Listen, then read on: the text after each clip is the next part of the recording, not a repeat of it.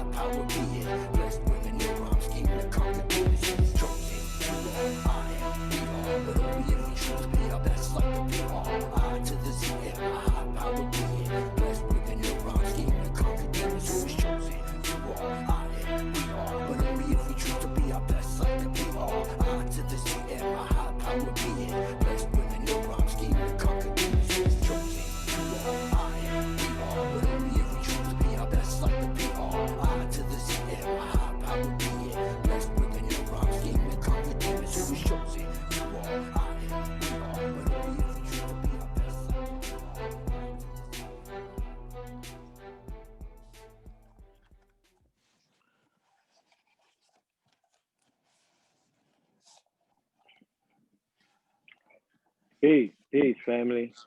Thank you for making it. Um, just for a quick starter, of course, I'm Prism, Chosen Zulu, and today we wanted to have a discussion about hip hop history, the culture, the elements, the virtues, and we have a few people that I invited, special guests, because I wanted their insight and I wanted their participation. Um, first, we have my partner, the man who helped me start this organization over 25 years ago, Asa Manuel Oquendo from the Bronx, New York. He is joining us today, so thank you for making it, brother. I always appreciate that.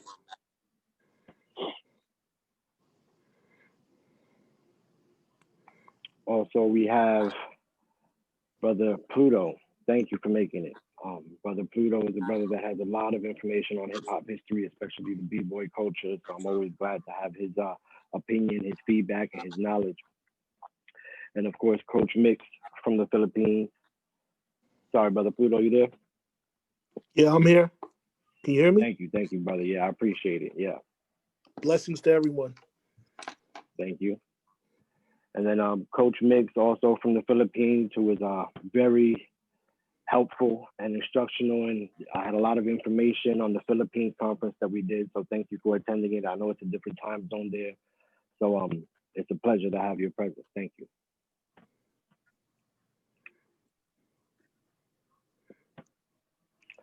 Good morning. So, Good morning.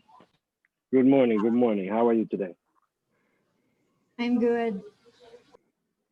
All right. So I know you guys got a lot of the information, or some of the information on the conference that we did for the Philippines, which was very successful. We met a lot of brothers and sisters out there doing wonderful things, and I'm really trying to get their community together. We learned a lot about the Philippines, even in the sense that it's a lot like the five boroughs where when they first started, where they're all separate and doing their own thing and dealing with their own issues, and that's how a lot of the islands are over there. And she gave us a lot of background on their hip hop history as well. So it's part of what we're trying to do, not just put the Bronx's version of hip hop history, because yeah, that's where it started, but the culture's history and how it spread to other places as well.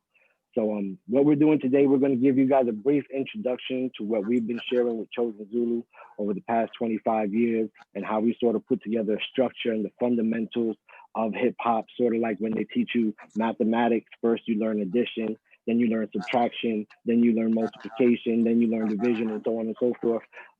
We try to put together in the basic fundamentals. So just to give you a little background on me and of course my partner Asa, we came from the Universal Zulu Nation. We joined in the early 90s, and around 1993, we started our own chapter, Chapter 33.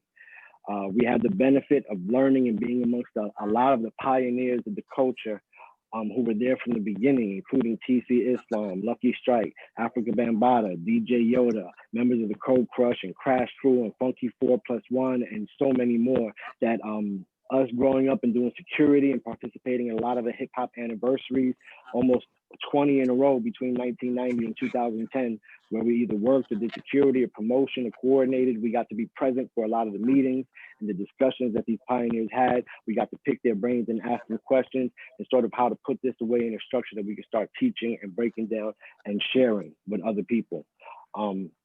So what we have here is a few images that I would like to share with you, and I'll sort of give you a basic introduction.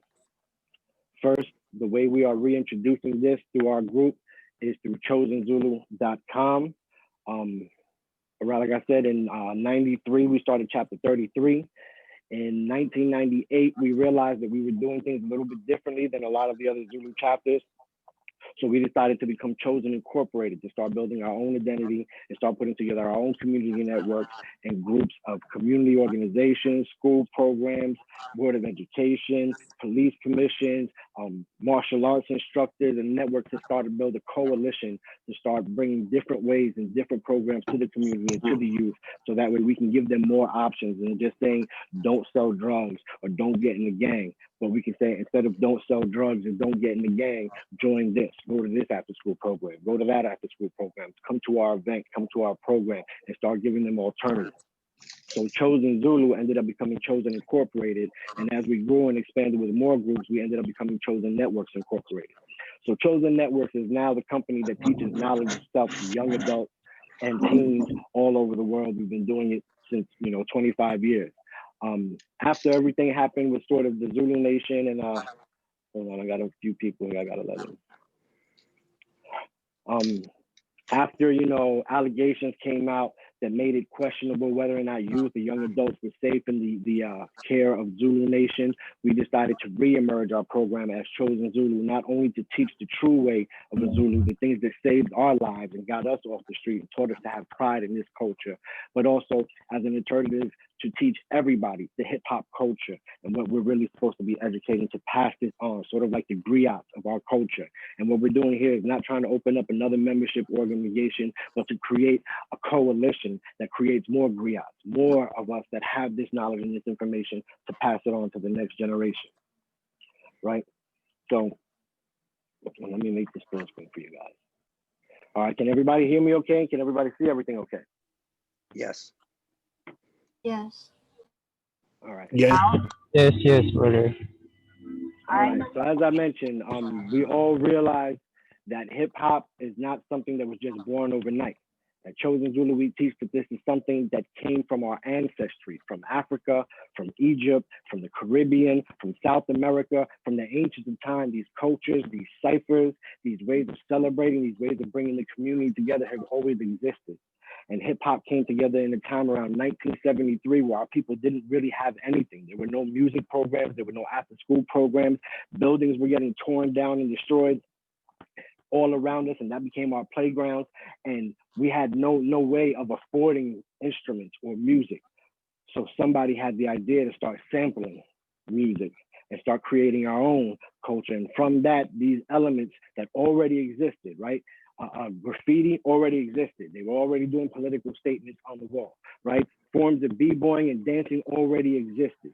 DJs already existed. They hosted the parties and played the music. But it was around 73 when these elements came together under the guise of some of the forefathers and father figures of the culture, like Disco King Mario, like Kool Herc, like Africa Bambaataa, like Grandmaster Flash, like Grand Wizard Theodore. These men ended up being able to bring these elements together, and that's when it became the culture of hip hop. And that was just the beginning. Disco King Mario is one of the men that we teach a lot about because he sort of created the environment with his 21 Days of Summer and block parties and the parties at 123 and being able to get the Autobahn ballroom when nobody else could and giving access to people like Kool Herc and Bam and the UZN and so on and so forth. He sort of paved the way, but he's Disco King Mario because hip hop wasn't a thing yet. It wasn't until the following men or the other men that I mentioned brought it together that it ended up becoming hip hop as we know it.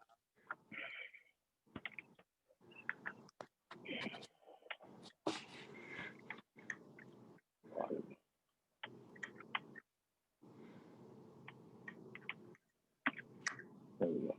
All right, so today what we're going to discuss briefly is the different aspects of hip hop, and that sort of addresses what people say or what they mean when they say what is hip hop, the elements of hip hop, the virtues of hip hop, which is something I feel that should always be discussed, the pioneers of hip hop, and the eras of hip hop. Some of you may recognize this as the ad that we had put together to advertise for this meeting today. And let me just check the waiting room for a moment.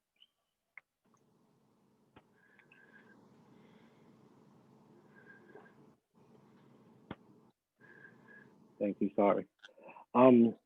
This was a way of sort of passing on, not just with the image, but with the feeling of it, the fact that we are passing on this sort of Jedi type of knowledge, this information that for whatever reason is still not public knowledge, is still not taught every day in school. Like just like Black history had to have a month in order to educate it, we had to have a month for hip hop, November, in order to start educating on it. And even then, it's only doing so much. So we try to put it together in the basic fundamentals, the elements, the virtues, the pioneers, and the eras. So what we mean when we say the aspects of hip hop is when people say, what is hip hop? There are so many ways that you can answer that, whether it's a feeling or a way of life or where you come from or a vibe or music. We teach 4 aspects of that, right? So first, we teach that hip hop is a music, it's a form of music. And that was born out of the basic 5 elements that began the music of the culture. Some of you may recognize this is the new hip hop logo that we put out for the Chosen Zulu website. And this is an image meant to sort of teach in one image, not only the hip hop music, but the culture. Everybody hear me okay? Everybody see the images okay? I'm good over here. All right. So in the center of this image, you notice we have the core elements. On the top left, you have the DJ, right? The DJ is considered the backbone of the culture because it was DJs like Kool Herc that first figured out we could put the break beats together and started setting the part where right under that is the B-boy, where the B-boy was the original star of the party. The music was catering to the B-boys and the dancers. And that was where the B-boy showcased his skill and his unique ability to dance.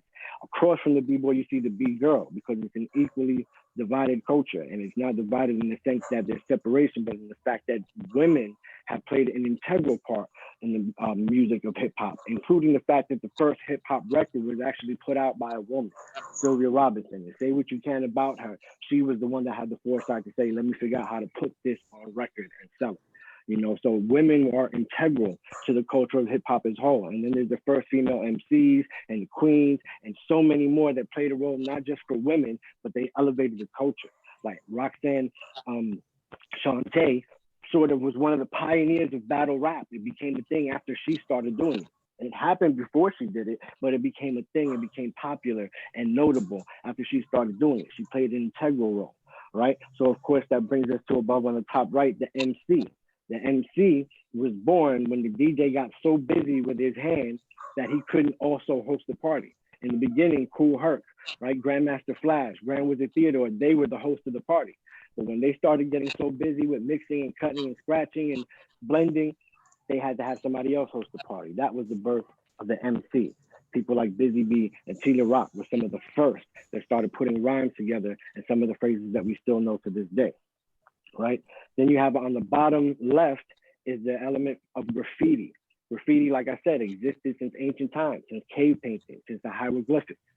But it was when it came together with the culture of hip hop that it became graffiti as we know it, with the hip hop, with the styles, with the flares, with the intricacies, with the colors, with the details. And that's sort of like our modern day hieroglyphics. And that started from the beginning when they started putting graffiti on their clothes or graffiti on the background or their banners. It was always part of what we put it together in the beginning. It came together, especially after the movie Wild Style and movies like that started to make it more popularly known. It became an element that was expressed similarly all over the world. And then I have right there on the bottom right is the symbol for the representation of beatboxers. Now, it's one of the conversations I've had with pioneers like Africa Bambaataa as far as hip hop music, right? The music part of it, beatboxing is part of that. Because in the beginning, we weren't all DJs. We couldn't all sample the records and all that. So when we left the party, we beatboxed to emulate what we heard the DJ do, right? So for me, especially coming up in the 90s and 80s, getting into hip hop heavily because I started to learning this, beatbox was the way we can access it anywhere. And then of course, back then we had the cassette tape where we could finally start recording it off the radio. And that was our way, if we didn't have turntables, how we could start capturing hip hop and duplicating it. Now, as you notice, there's also a reflection in the cross sections of these elements, right? So DJing is the manifestation of making the music with your hands. And that evolved into producing, right? So people say the art of DJing is lost, but it actually in some ways evolved into producing because the DJ was the original producer. And then as technology evolved, he didn't have to physically cut the records anymore. He could sample it into a sampler or a computer program and then start creating beats on his own. That is right across from the beatbox, which was the physical way of us making the music, right? So you have the MC on the top right, which is the way we expressed the picture and painted the picture with our words and told the story. And across from that, you have graffiti, which is the way we did it with our hands. And then of course, on the left, you have the B-boy, and on the right, the B-girl. These are the core elements of hip hop music. And because that information started to catch and people started to know about it, hip hop knowledge, as you see on the outer rim, became the first element of hip hop culture, right? It started as a music in the Bronx, in Bronxdale, and then to Bronx River, and then so on and so forth. But it became a culture when the knowledge of how to do that and how to put it together began to spread from borough to borough, city to city, state to state, so on and so forth. And along with that hip hop knowledge came the hip hop language, the way that we spoke, the way that we expressed ourselves, and the hip hop fashion, the way that we dressed and expressed ourselves, and then hip hop business, how we figured out in the beginning how to start making money off of it, whether it was by selling tickets to the party or cash competitions for the open mic contest or recording it on cassette tapes and then selling those cassette tapes. Once other people, other businesses started figuring out that we could make money on it, they started figuring out how they could make money on it. And that gave birth to the third aspect, right? So we have hip hop music is the first aspect, hip hop culture is the second aspect, and then the business gave way to the hip hop industry, which is now $1 billion industry that we don't control and we don't own. But the beauty of this is that in a time when we had nothing and dilapidation and degradation all around us, including diseases and drugs and violence and all of that, we created this as a way to get ourselves out of that. Understand? We created this as a way to finally maybe be able to make some money besides selling drugs or robbing or stealing. And these are the things that gave us the ability to become resourceful as a people, as a culture. And this way we could start to grow and start to develop our own. Now it's this basic understanding of the hip hop culture, the hip hop music and the hip hop industry that is just the premise to what can happen when we start putting together what we learn from our own experience, from our own history, from our own culture. Does that make sense to everybody so far? Everybody agree? And any opinions or feedback? I would greatly appreciate it. I would say the interesting thing about beatboxing is that beatboxing is interchangeable between a DJ and an MC. It's relative to both of those elements of culture because there's times where, MCs don't have DJs, so somebody can beatbox. And then there's some times where DJs were accompanying MCs, but, if you're out on the block, if you're somewhere and you don't have your equipment or a radio or anything, you beatbox. So beatboxing is interesting because you had some DJs who were beatboxers, and you had some MCs who were beatboxers, and then you had guys who were just straight up beatboxers. Right. True. Which I thought was very, very interesting. I don't know if people are aware of that, but I just want to just touch on that. No, I absolutely agree. Definitely. And for me, it also relates to the B-boys. Because again, when we didn't have a radio, somebody would beatbox and we would get a cardboard box and we would breakdance on it. You know what I mean? So for me, it's part of what hip-hop music, it was an essential part of the way the rest of us, especially before the fire, and especially those of us that couldn't afford it after the fire, we didn't have turntables and we couldn't use our parents' stereos like that. So beatboxing was the way that we could practice and write our rhymes or think of new beats or, practice our B-boy moves. Oh, hell no. I'm turning my thing off. Stop video. Peace, sister. Glad you made it.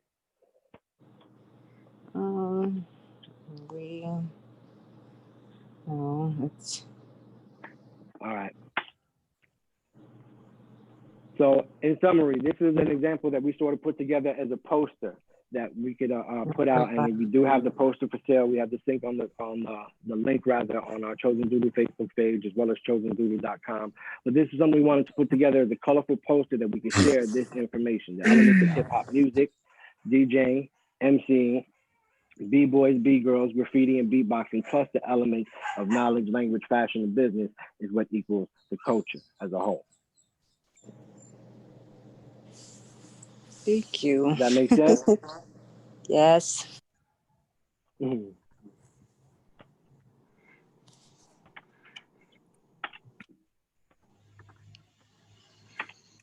All right, this is an elemental sort of table to show the elements of hip hop, how they all exist together, how this creates the culture of hip hop. This is a symbol that we put together to represent and remind us that hip hop is and always has been a culture of peace, right? All of these elements all fuse together, but they all fuse together with what we consider an element, but it can also be considered a virtue, but peace was part of it. And the simplest way to explain that in the basis form is that when you DJ the party and you're doing an event, as soon as somebody said, he got a gun or fight, the party stopped, right? You couldn't do hip hop and violence at the same time. As soon as violence happened at the party, hip hop stopped. And that's a simple yet crude way to remind us that hip hop always is and always was a culture of peace. And it was always supposed to be in an environment where we could foster the youth and protect them and teach them how to tap into their own elements and skills and shine. Hip hop was a place where even, not to use such a crude term, but even the crackheads could come out and shine when they start popping and locking to the music and whatnot. And everybody forget it was crackhead Ronnie for a second and just see him popping and locking and having fun. Hip hop was always meant to be a culture of peace. And this is one of the things where that includes protecting our youth and our women and our young men and our adults and teaching them how to protect themselves, and teaching them how to recognize potential dangers and threats, whether it be friend or foe or corporations or police or the system. This is what hip hop taught. This is how the old brother on the block hit up the young brothers in the neighborhood and told them you need to watch out because this is how Popo treats you, and this is how the government treats you, and this is how they look at you, and this is what they expect you to do. We need to be them brothers and sisters out there again. We need to be the culture that is out there on the streets like the 5 Percenters or the Black Panthers or the Young Lords or the Guardian Angels or, and for a long while, the UZN was taking the place of that. And it's because of a lot of groups like that that became part of the foundation of the hip hop culture, those pioneers, which we'll get into in a moment, is how this culture spread around the world. If hip hop was the color yellow, this is how hip hop spread around the world. Because of these elements, because of the culture and the people that pioneered this and decided to start passing this on and spreading it from city to city and place to place. This shows how we are all part of the same culture. I don't care if you're from Brazil or you're from Africa or if you're from Russia or you're from Europe. If you're part of the hip hop culture, this is our nation. This is what we're all part of. This is a bigger story than just New York or just America or just North America.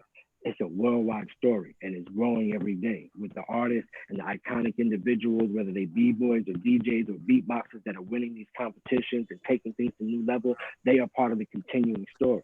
These are the ways that we want to sort of, if it's the word, chronologize it. You know what I mean? Put it together in a time format so we can see where it came from. Like one of the things I do with the youth is I remind them is that For example, a rapper, like when you ask them, who's your favorite rapper? And they say Lil Yachty. And you're like, that's the best rapper you know? Who's Lil Yachty's favorite rapper? And they'll be like, I don't know. And it might be somebody like Tupac. He's like, you got to listen to the rapper that influenced him. Listen to Tupac. And now they hear Tupac and they hear where he got his influence from. And you're like, who was Tupac's favorite rapper? They're like, I don't know, Melly Mel. They're like, who's Melly Mel? And you listen to him and you hear the influence. And this is how we take them back and expose them to other variations, not just what they're hearing on the radio in the last 3 months. But again, it's on us. You know, the radio is not going to do it. The TV is not going to do it. School's not going to do it. And most people don't know enough to be able to pass this on. We are the griots of this culture. And this is why I invited specifically certain individuals that I knew either play this role where they come from or are aspiring to be a part of the next level of teachers and recruiters in this culture. And much love to the brothers and sisters from the Philippines. They're working hard to get things done. A lot of them on this call. I appreciate all you and your hard work. Thank you for your support. Now, this is a brief image to show what we started teaching on years ago. And I think we were one of the first, if not the first, the virtues of hip hop, right? So as a brief example, we teach that hip hop in the beginning, we all know, was heavily influenced by martial arts in its early years. You can see that in many of the original B-boy movies, right? So all of us coming up when we were younger were watching the Kung Fu flicks on Saturdays or Sunday mornings, wherever you were, you know what I mean? So we started to adapt it, and you can see it in the B-boy cycle. You can see it in the MC cycle. Even in the DJ battles, it was point for point. You know what I mean? Until that's it, you're going to get sounds out, demolished, KO. You know what I mean? The whole format of what we did was greatly influenced by that. And these are some of the virtues. Some you may recognize were put into songs. The first ones were peace, unity, love, and having fun. That was the core of this culture. But those are virtues. This is what it taught us. But it also taught us work. We had to work at our craft and our art and our style and our skill and whatever it was. We had to have integrity. We didn't want to be known as a biter. We didn't want to sound like nobody else. We didn't want ourselves to look like nobody else. These are the virtues that it originally instilled on us. You know, practice. You couldn't just come out and be a freestyle rapper all the time. You had to have some good songs. You have to have some good verses with punchlines. B-boys can't always freestyle. They have to go home and practice their moves and make sure they got it right so they don't break their neck in public the first time they try it. You know, discipline to make the time to say, look, I got to go work at the supermarket part-time because I'm only 14, 15 years old. But after that, I'm going to work 3 hours on my B-boy move, or I'm going to write some raps to that verse, or whatever it is. That discipline, passion for it. And like the example I used before, it's not like when your parents are trying to force you to play the violin. Go practice for 3 hours right now, and you don't want to do it. You have a passion for this. You want to do this. You want to finesse this. You want to get inspired by something that Legs or Speedy or somebody did and take it up to the next level because they could have did this move after that, and it would have been dope if they did. This is what these examples, and we can go on and on. These are just some examples. I'm sure we can all think even business skills and how to manage and market ourselves. You know, how to present ourselves in public, where the original MC groups and B-boys had uniforms and outfits and make sure they were able to get on the Jay Leno show and the Tonight Show. You know what I mean? Like, it's crazy when you think in the 80s, these brothers did enough that they were on the Tonight Show. They were on, you know, doing special events for President Ronald Reagan. And this was when they were in their teens in the early 80s. But it was because of these virtues that they practiced and they instilled and they represented when they did it that wowed and amazed the country. Because these are kids from the ghetto, but look at what they finessed and they created and how they're conducting themselves. And they might not be the best verbally, be able to speak and be entertaining, but you can see their passion and their heart and everything that they do. And that's what gave way for a lot of us to do things and inspire us. Like, even though I might not have built my career in hip hop, it inspired me to carry myself a certain way and conduct myself in a certain way, is what we've always called ourselves guardians of the hip hop culture, being able to pass this information and this knowledge on. So these are the things that not only we want to say, it's not final, nothing we say is final, or this is the only way to teach it. This is just the way that we teach it and share it. There are many ways to teach it, but we try to put it in categories like addition and subtraction and multiplication and division, so it's easy for you to see, understand, comprehend. And Brother Malik one, I'm not sure if you were able to make it. Are you on the call?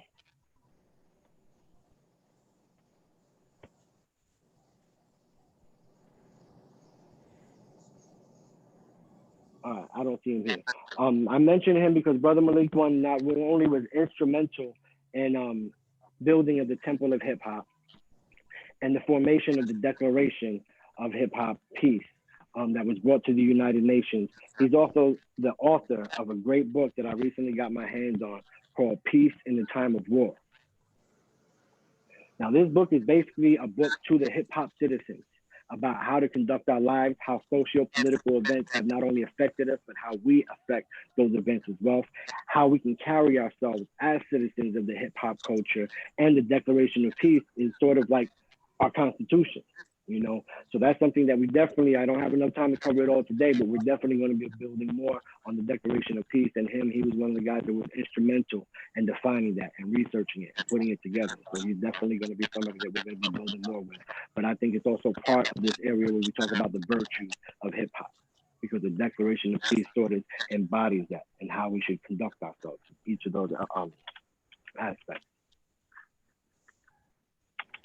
Then I put together a sample image of how you can see that as far as B-boys, how they conducted, the MCs, how they conducted themselves in a rap battle, where it's point for point, blow for blow, and there's judges, the score, just like a taekwondo competition or a karate competition. And these are the ways that we sort of emulate it when we're acting out the elements, but it's also the ways we're supposed to represent it when we're acting out our lives. When I went to my work in my office, they knew. I walked in the office, I'm like, Peace. The whole office is like, Peace. They knew I represented the hip hop culture, but I conducted myself professionally, did what I had to do. I would articulate, got the promotions, not because I kissed ass, but because I was confident in who I was. And I knew what I was capable of doing because hip hop taught me you can do anything you put your mind to. If you want to do it and you got a passion for it, you can make it happen. I had a passion for wanting to be successful, so I did what was necessary to be successful, but always being original, always bringing unique, and always bringing my culture with me. These are the things that we're trying to teach today, where they don't have to be ghetto or hood to represent hip hop. They can represent hip hop and be professional, respected young men and women. These are the ways that we can pass that on to the next generation. Anybody's input would be greatly, whatever you feel the virtues, the principles, discuss with me. I definitely second what you were saying, you know, because it is about us being like the gatekeepers of a lot of this stuff and articulating this into narratives to show the world that, you know, that we are articulate, we are intelligent, and we can present intelligent things, and that we don't have to be, I guess, baby fed or told how to direct ourselves. I think now is one of the greatest times for the culture, because I've gotten countless conversations of telling people that, like, we are like the liaison between the generations of we're young enough, but we're old enough to know in between and articulate this stuff through the narratives of social media and technology. And we can use these things as a tool, you know, use these things as chess pieces to elevate ourselves and to graduate into, you know, more lucrative narratives based off of our efforts and our knowledge and our ingenuity. Because I've gotten a lot of people come up to me and ask me about, you know, well, what are your thoughts on, you know, what's going on with the Olympics situation in the whole nine. And at first, this is a 4-year situation. For, you know, 4 years ago, I really didn't care about it. I really didn't, you know, really bother with it because, you know, I was, you know, busy, you know, with the things that I was working on. But and like in the past year, I started to see, you know, certain things that a lot of people were saying, well, it should stay in a certain way or it should be presented in a certain way. And I was like, well, you have to understand that regardless of what happens, it's going to happen. So this could be like the way things were in the 80s all over again. So we have to, since it's going to happen regardless, instead of us complaining about it, we need to put ourselves in these positions so that, you know, they could totally understand what we're doing. And once we're in those positions to show that what we are doing, it keeps things from looking too corporate or them understanding us, and that allows a lot of other narratives to go.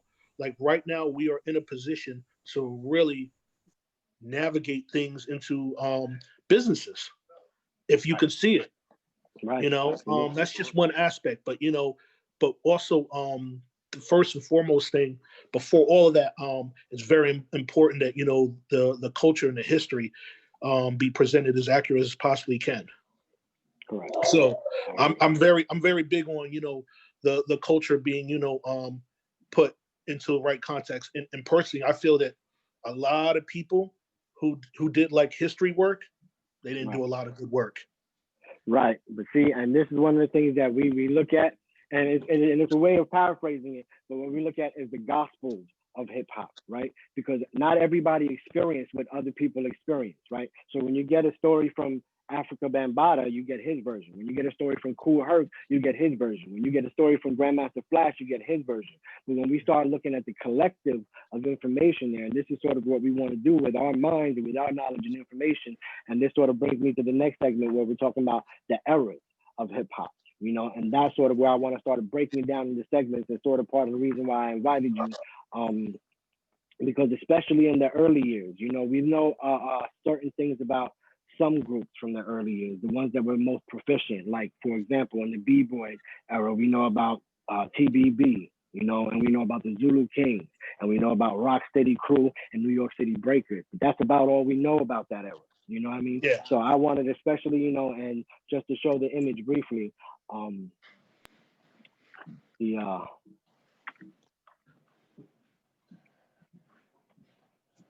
eras of hip hop.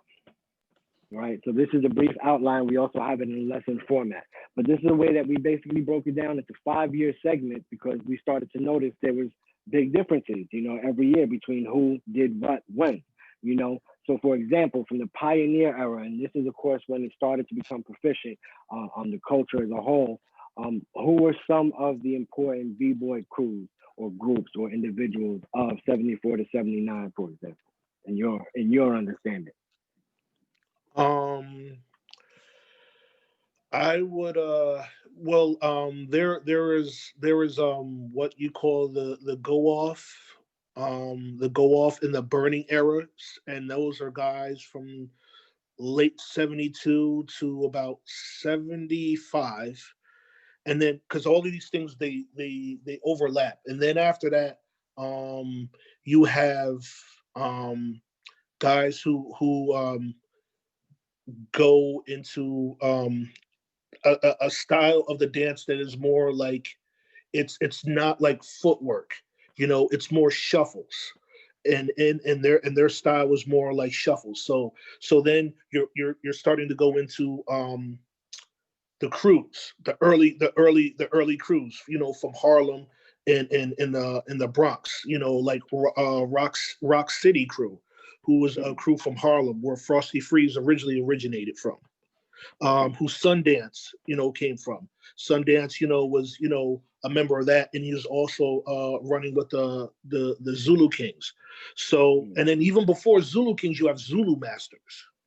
Right. Like before there was Zulu Kings, there were Zulu Masters, and those were like the first generation of like Charlie Rock and all those dudes, and then later it became Zulu Kings and the first generation of Zulu Kings, and then you have guys like a little, like maybe 2 years after that, you have guys like Pow Wow who came onto the scene. Now Pow Wow introduced more of like the shuffle style. So now we're still talking like before like 75 at the latest. Right. So then after 75 and all that, stuff, you have TBB. A lot of people believe that Zulu King started in 73. That's not true. It started in 75, according to Charlie Rock, and how he broke that down. So TBB and Zulu Kings are pretty much like anywhere between 3 to 6 years. 3 to 6 months apart from each other, but it's relatively in 1975. So in 1975, you're starting to see shuffles with guys like Batch, who invented the 3-step. So that 3-step is where you start to see more movement of the stuff that you will later see on. And then guys like Spy, who around like 76 to 77 started adding more steps. You have the 4, you have the Six, which it was created by the CC crew, and that's the Six is what most people see, what you see in breaking now. So and then after that you have 77, but to interject with that also, what's the brother's name? Brother by the name of the original Clark Kent. Now the original Clark Kent, who was a Herculord, and he started out as a b-boy dancing with Kool Herc and those guys. But later on, he became a DJ. But he was the guy who introduced the idea of taking two of the same record and back cueing them.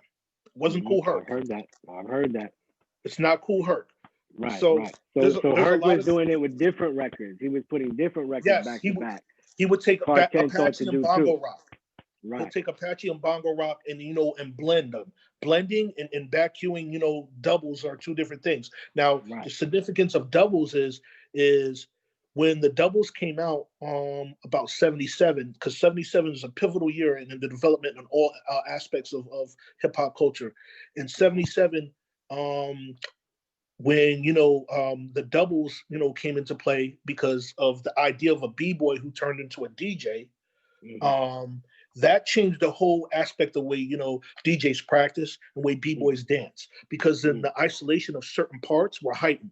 So the dance started being more cohesive. You had more things. It was taking shape. Whereas from 75 back, things were all over the place. It wasn't as organized. Gotcha. So from 74 to 75, it started to be more organized. And that was, from the influence of the invention of taking two of the records, and all that stuff. And then, as 77, the height of DJing, came and all that stuff. So everybody, I say this all the time, people say the foundation of hip hop culture are the DJs, but b-boying culture is the foundation of DJs. Got you. Because I sort of alluded to that in the beginning, right? The first start. Because the using two of the same record, that's when b-boying really started to change shape. It got more aggressive. It got more dynamic with the footwork and everything. And now you have DJs who could practice with two of the same record. And then MC started rhyming over what? Doubles. So everybody benefit from that, from the mentality of a b-boy's perspective. These are a lot of things that are not being told, in the culture. And that's just 77. Right. There's other narratives or whatnot, of what happened with, the blackout and all that stuff, and then how DJs became, more poignant. That made more jams. That means more people got into the dance. But I know I'm like, talking a lot about this, but I would say this is that era. This is what we're talking about. You right on point, brother. I feel you. No, thank you. I find this very informative because I don't know much about these eras going backwards. I'm still new to this stuff. Well, absolutely. And I would say from 77 back, and particularly 75 to 72, a lot of the things that you see that we do right now stem from the creation of like a b-boy culture, like to want to dress well, to wear sneakers a certain way, people's affinity for sneakers. A lot of that came from that, a lot of, the things that a lot of people were doing. So there's a lot of people who were saying, well, it started in Brooklyn and all that stuff. It didn't start in Brooklyn because all the people who were doing it were dancing to more aggressive percussions. And it was less disco.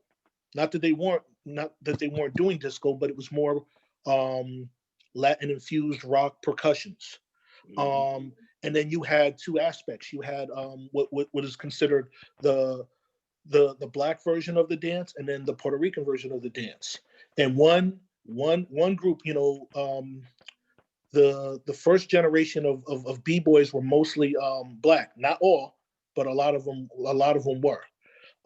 Their style was more like burning and going off. That was their version. Whereas like more of the Puerto Rican side is like rocking. So then, rocking style was more cohesive. It was more organized. But somewhere in between there, I have to also remember there was Robbie Rob he was a baby Zulu. You know, there was Zulu Kings and then there was baby Zulus. Like Beaver was the president of baby Zulus, and like Robbie Rob and all those guys are the ones that created like their version of what was going on, which was more elaborate. And Robbie Rob created the chair freeze. So the chair freeze gave birth to what became later on is the first two forms of the backspin. And then after that, the third version, which was a continuous backspin, which was made by Legs, which later developed into the windmill. Around when was this? Around what year was this you're talking about? I would say like 77. Well, Robbie Rob's invention is like 77. The other versions of the 2 and 3 the forms of backspins was by JoJo from CC Crew, and who later was credited as being a co-founder of Rocksteady before Rocksteady Crew. Now I say Rocksteady, when I mean Rocksteady in what year was that? I would say 1979. That whole 77, not true. 77. So when you see people say Rocksteady 77, that's inaccurate. That is totally inaccurate. It just cannot exist. There's so many narratives to that. But JoJo and I can't remember the other guy created the two first versions of the backspin, and then Legs made a continuous backspin. Now the difference between the backspin and the continuous backspin is it's a one shot. You go into the move and you spin for as much as you can, and then after that you freeze and you go out it. Now with Legs right. he created the continuous backspin where you keep continuing to spin, you keep whipping. He did that. I would say Legs is the last version, which is like late 77, 78. Okay. Okay. But all of that would not be possible if it wasn't for Robbie Rob from Baby Zulus to create that move. All right. Rob, And just for a moment, we got just joining us a brother, and I know it's Eridu Ashar, who's also, somebody that I look at as sort of like a very knowledgeable, like I'm a hip hop educator. I teach the basics, the introduction, but he's sort of like yourself, Pluto, a hip hop historian who has a lot of information on all different aspects of the culture and sampling and radio play and all that. So I always appreciate his presence. So thank you for making it. Right now, we're talking about the pioneer eras of hip hop, the original eras between 74, 79. And Brother Pluto is just breaking down a lot of that unknown, unfamiliar b-boy history between 74 and 79. We're discussing that. Right. Awesome. Now, also you also have to take in consideration that the first guy to really MC was Coke La Rock. That's right. Coke La Rock. He was the first one before guys who get credit like Cowboy and all that. And it was something that was going on in the early 70s and all that. Like emceeing the way we know it as rapping, once again, really didn't jump off until like 77. That's right. A lot of the 77. A lot of those dudes were b-boys. Melly Mel and all them were b-boys before all of that. True. So real quick, I can allude to this document is sort of like an example of the lesson that we've been using to separate and teach the difference between the eras. Now, because we came up in a more MC-generated era, around the 90s and 2000s when this report was generated, we can look at a lot easier the eras of hip-hop through the eras of rap and how there was a difference between each era. A big difference between Grandmaster Caz and LL Cool J. Big difference between LL and Big Daddy Kane and KRS and Rakim. Big difference between them and Nas and Tupac. So this is the more famous side, and this is why we sort of just outlined it as the eras. So now we can take that discussion into the same eras of b-boys and graffitis and DJs. You feel me? There's a lot.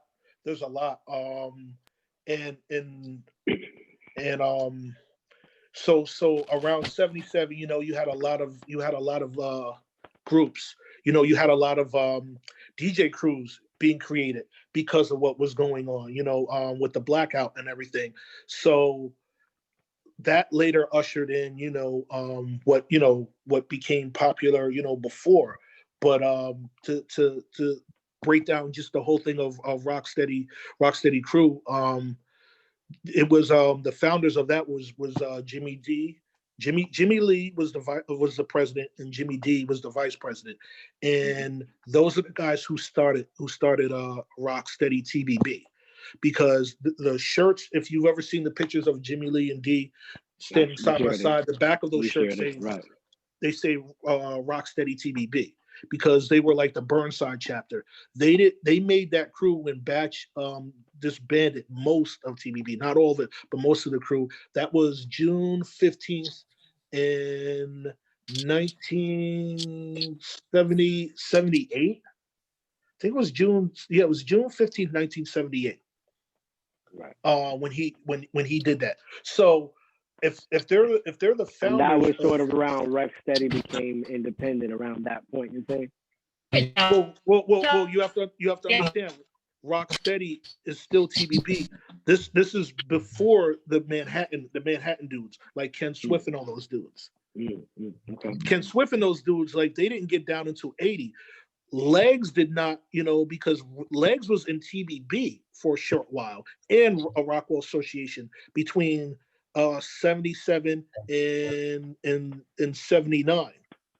Because he started out in 77. He learned from his cousin, Lenny Len, who was Rockwell Association. So Rocksteady TBB was started around like 78, 79, and they were short-lived because they were getting older.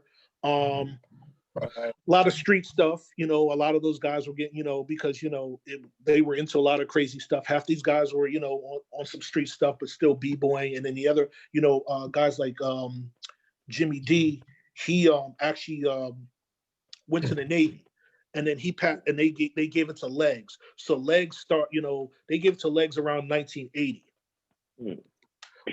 So That's right. 1980s, right? That's correct. 1980 is correct. It's 41 years ago. Wow. Okay. Nice. Yeah. So hip hop. I'm now 50 years old. And it's awesome to see where 41 years later, how it is now, how it's developed and transpired. Isn't that amazing? And we're living in a great time in history. Yeah, it's you're going to see a lot of incredible things are like on the way and are going to be developed. So again, so Legs and those guys, made all of that stuff when they were on the Upper West Side. So the whole reason for it being called 77 was more of a street thing that, JoJo told Jimmy Lee, to tell people. And that, that just got messy. Legs kept the name 77 because, it looked better. Okay. But this is the problem with a lot of the people in our culture. A lot of the people in our culture are dating things, and none of them are right. When Zulu came about, the date of Zulu is not right. The date of Rocksteady Crew is not right. There's a few other people. I've gotten into debates on a lot of people about that. Because of the dates that they said were accurate and weren't accurate. But if you talk to guys like Charlie Rock and all that, who are very intelligent and very sharp, they are Charlie very Rock is right. Charlie Rock's a great scholar. Right. So I've gotten to build with him a few times. A He's lot of on how we point. coordinated this information is because of things that he's validated. And you are not the first, nor the second, nor the third that has told us. A lot of times when old school brothers date things, they're always around like 73, 74, 75, somewhere around there. There's always like a 2-year time period. And that's, basically it comes down to just ego to say we did it first. We was doing it before them. But this is why we look at the gospels of hip hop, all the different expressions of what people are saying happened, and then we can cross-check them amongst each other. And they will tell you, he wasn't doing it yet because that wasn't done until after the sample came out, and the sample came out around this year, and then that's when they started doing it. So he couldn't have been doing it then because it wasn't out yet. And this is how we cross-check. You're getting a lot of like you're getting a lot of critical thinking, a lot of critical research that's been going on for at least the past 5 years, and people are really, starting, to break a lot of this stuff down. I've said that, even with b-boying, it doesn't get its right proper acknowledgement in hip hop culture. I will go as far as to say, if it's not been for b-boying and breaking, you would not have a Jay-Z. You would not have a KRS-One or a Rakim, because what made hip hop culture popular to the world from 1980 to 1983 was breaking. In those years, there weren't rap videos, there weren't rap movies. The greatest movies, Star Wars, Wild Style, Beat Street, Breaking, all that stuff. That's what they were selling, because that's the thing they didn't catch on to the whole rap thing. It was kind of second. It was second banana to all of that stuff, or whatever, whatnot. And then, after a while, they start seeing, well, you know what, this, we can make money off it. So then that's how that took off. But, back in the days when we were a kid, rap was just amongst us. It wasn't around the world. You didn't go to, they weren't playing it on radio stations in Virginia or playing it in Canada or playing it in South America or whatever, whatnot. But you saw breaking everywhere. Fred Flintstone was breaking, like the commercials, like it was just ridiculous. And this is the thing that's going on now. I'm telling people, if you don't pay attention and like get involved, you will see what was happening in the 80s happen now. So it's very important, for all of this information to be, calculated, be done, put together as accurate as possible, because you got the museum that's coming. And then, there's talks of potentially another museum in Harlem coming, and then they want to expand that. So these museums, they're saying, like, we want these, if we get these museums going on right now, the next step is going to, okay, we want to do one out in the West Coast, and then we want to do one over in Europe, and then we want to do one in Asia. But the thing is like, all this information is going to have to be all the same stuff. You got to get the facts straight. No more inconsistencies. Right. So it's very important. So I've actually been contacted or been in contact with, there's two different, at least, museums. There's the one in the Bronx they're focused on. There's also one in DC, and then also an international hip hop museum. That's sort of part of the reason why, they came to us, because they know we've been dealing with people all over the world. And, like the brother, rather the sister Coach Mix and the brother Ray Domingo from the Philippines who are on the call, who are sort of instrumental in getting the Philippines hip hop history out there, and then we're dealing with brothers in Germany and Brazil. So we want to get this international story. And that all adds on to the lexicon. But us coming from the foundation, this is why, for me, it's not about my version of hip hop history. It's about, this is the collective information of hip hop history. This is how it's fact checked and chronologized and put together in factual information. And there's always going to be discrepancies, because somebody didn't see what was happening in Bronxdale, and somebody didn't see what was happening in Queens. But we can get it to around the right area, time period, order of things happening, and that teaches us how we evolved and where we came from and how to take it further. I tell people, because there's a lot of people who did, the history before me, and there was a few people trying to negate, what I said and say that my stuff wasn't accurate. So I said something that I've never seen, because I don't consider myself a historian. But I've said that, what, I'll take the Pepsi challenge to anybody on the planet Earth, live, on any social media, whatever you want. You can bring as many people as you need. I will stand there by myself and defend all my claims and all my research. Gotcha. Not one historian in hip hop has ever made that claim. And I stand by that. I'll take anybody's challenge. And I took that challenge to the people that came before me. Right. So that's how confident I am with my work. I don't think that it's 100% or whatnot, but that's also based off of, some of the stuff that, what people say. But there are things that, if you do the research and you read enough on that stuff, you will see that who's accurate. When you see all the stuff based on when it's dated, when it was said, and who interviewed or whatnot, you'll see a lot of that. The problem with us and our culture is we are lazy. We do not do the work. Right, right. But with that being said, I don't know if you had a chance to take a look at the chosenzulu.com at the website, but this is why we're trying to get pieces of this information and put it together in a central location that introduces them to it.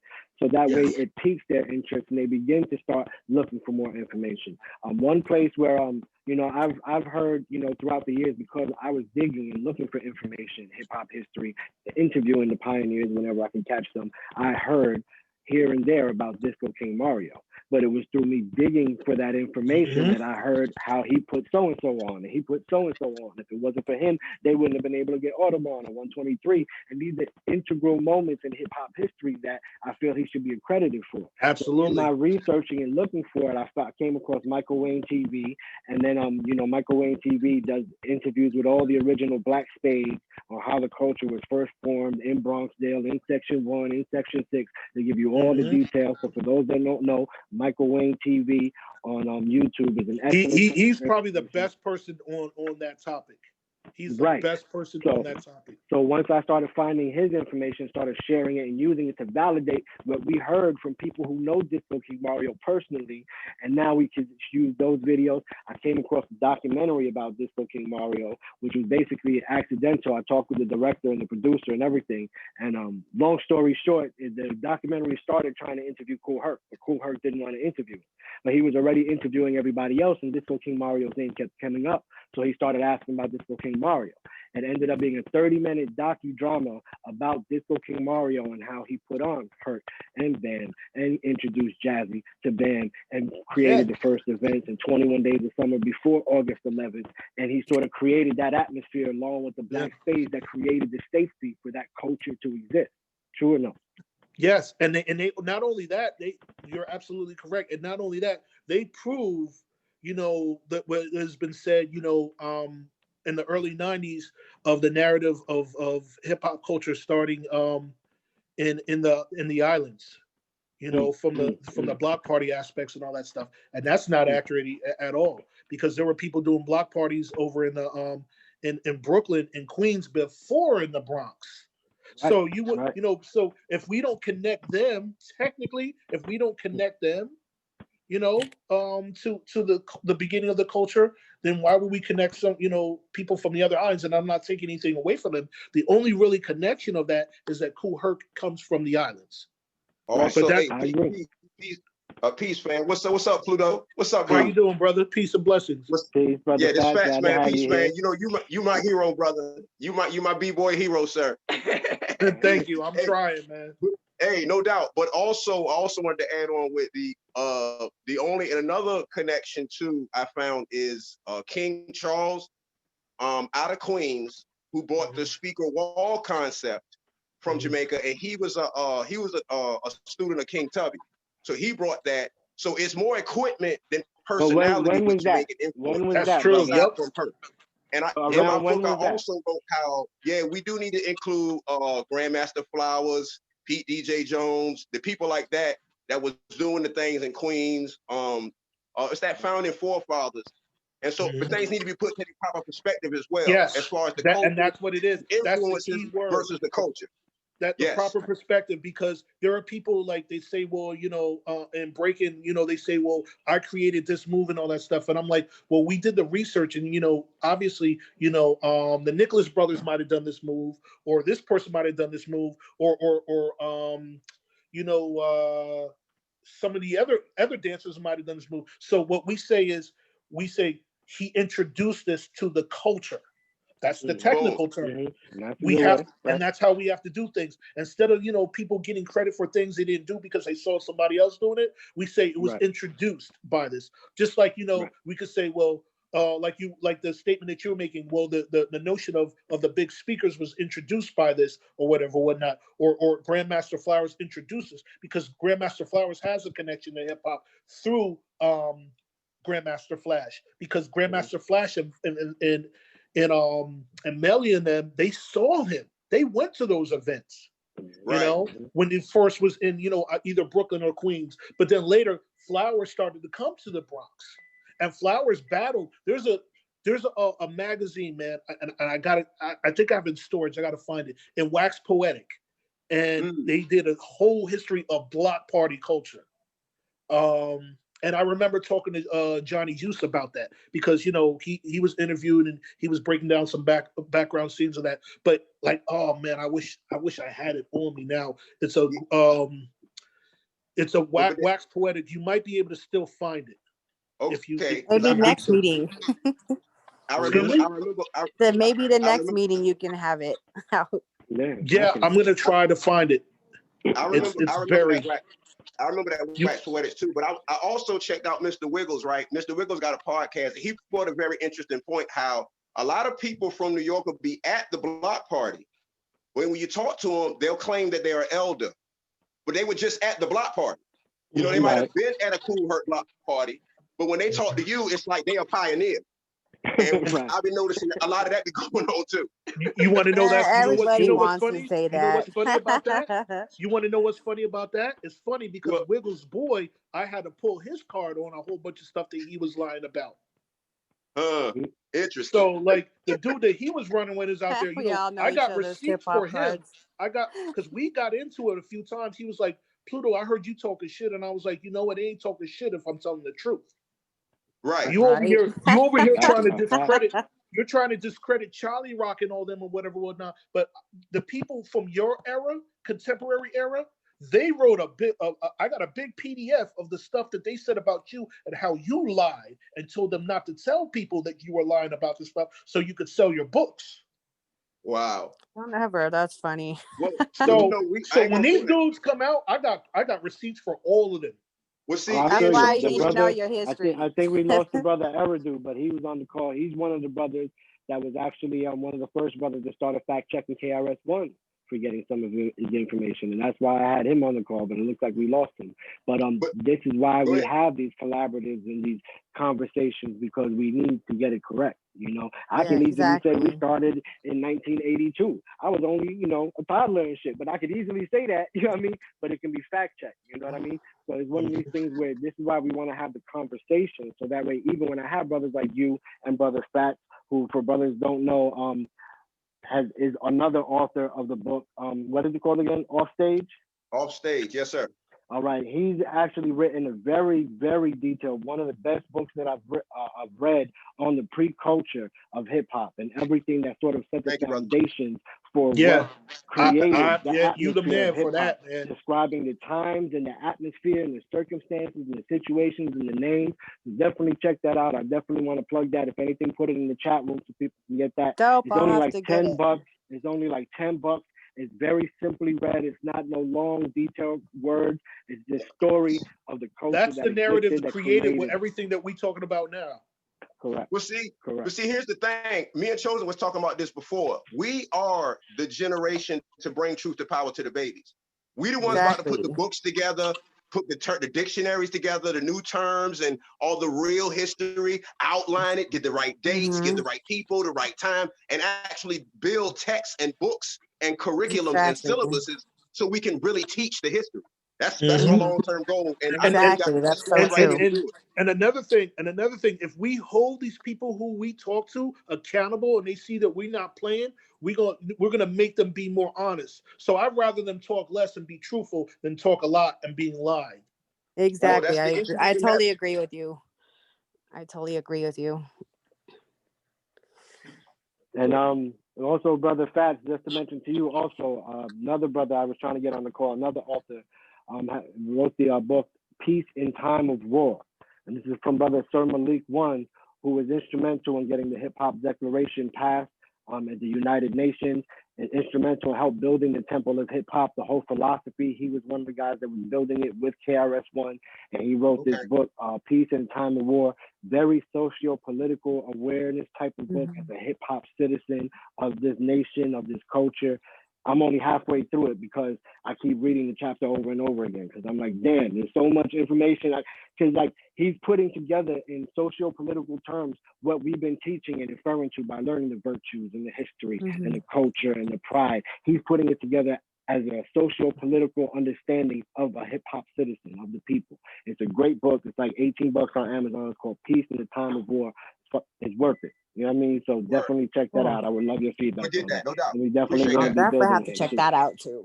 You know, when it's all said and done, the new books of this culture are going to be the most poignant, most thoroughly, most enlightening collection right now, based off of us. I tell a few of my boys, I was like, you know, the OGs told us all this stuff to go out and do the research and put in the work and all that stuff. But I'm finding out now, everything they said that they were and how they went about it wasn't them. It was us. Mhm. We are everything that they said that they were. That's what Prism said that a while ago in an early union meeting. He said the same thing a while ago, but Brother, they I told know me that. I that know that. I personally. know They exactly said, what's going on, yo. we I'm wrote with this you. information down and put it together as a concept of what we wanted it to be. But y'all are the real ones because y'all really lived it. Y'all really doing it. And that was from one of the most thuggish OG brothers on the street back then. For him to say that to us, I knew we were the new era. We were the ones that were really the guardians that were bringing us into the schools, into the streets, into the youth programs, teaching the kids how to use the studio and the recording equipment, teaching them who to talk to about the real facts and the information, teaching them who to stay away from and not to get caught up with. Yeah. So it falls on us. Yeah. You know what I mean? It falls on us. All I know as a kid, I thought this is the way it was supposed to be. And then you find out, you know, I mean, you find out certain things are not what they're supposed to be, but you know, you don't get discouraged. You just be, you know, you just be the true and living of who you are or what you built yourself up to, and never negate that and push on, because then there's people coming behind you that you got to bring up, you know, and bring them up to speed with all this stuff. Hey, hey, can everybody hear me? This is Malik. I wanted to chime in for a second. Oh, there he is. That's the brother I was just speaking about. Peace, brother. Peace, brother. Man, thank each and every one of you. Thank each He and came in every low one key. of you. He ain't put his name. He came in his iPhone and just listened to everything. I like that. That's slick. So, Go ahead, brother.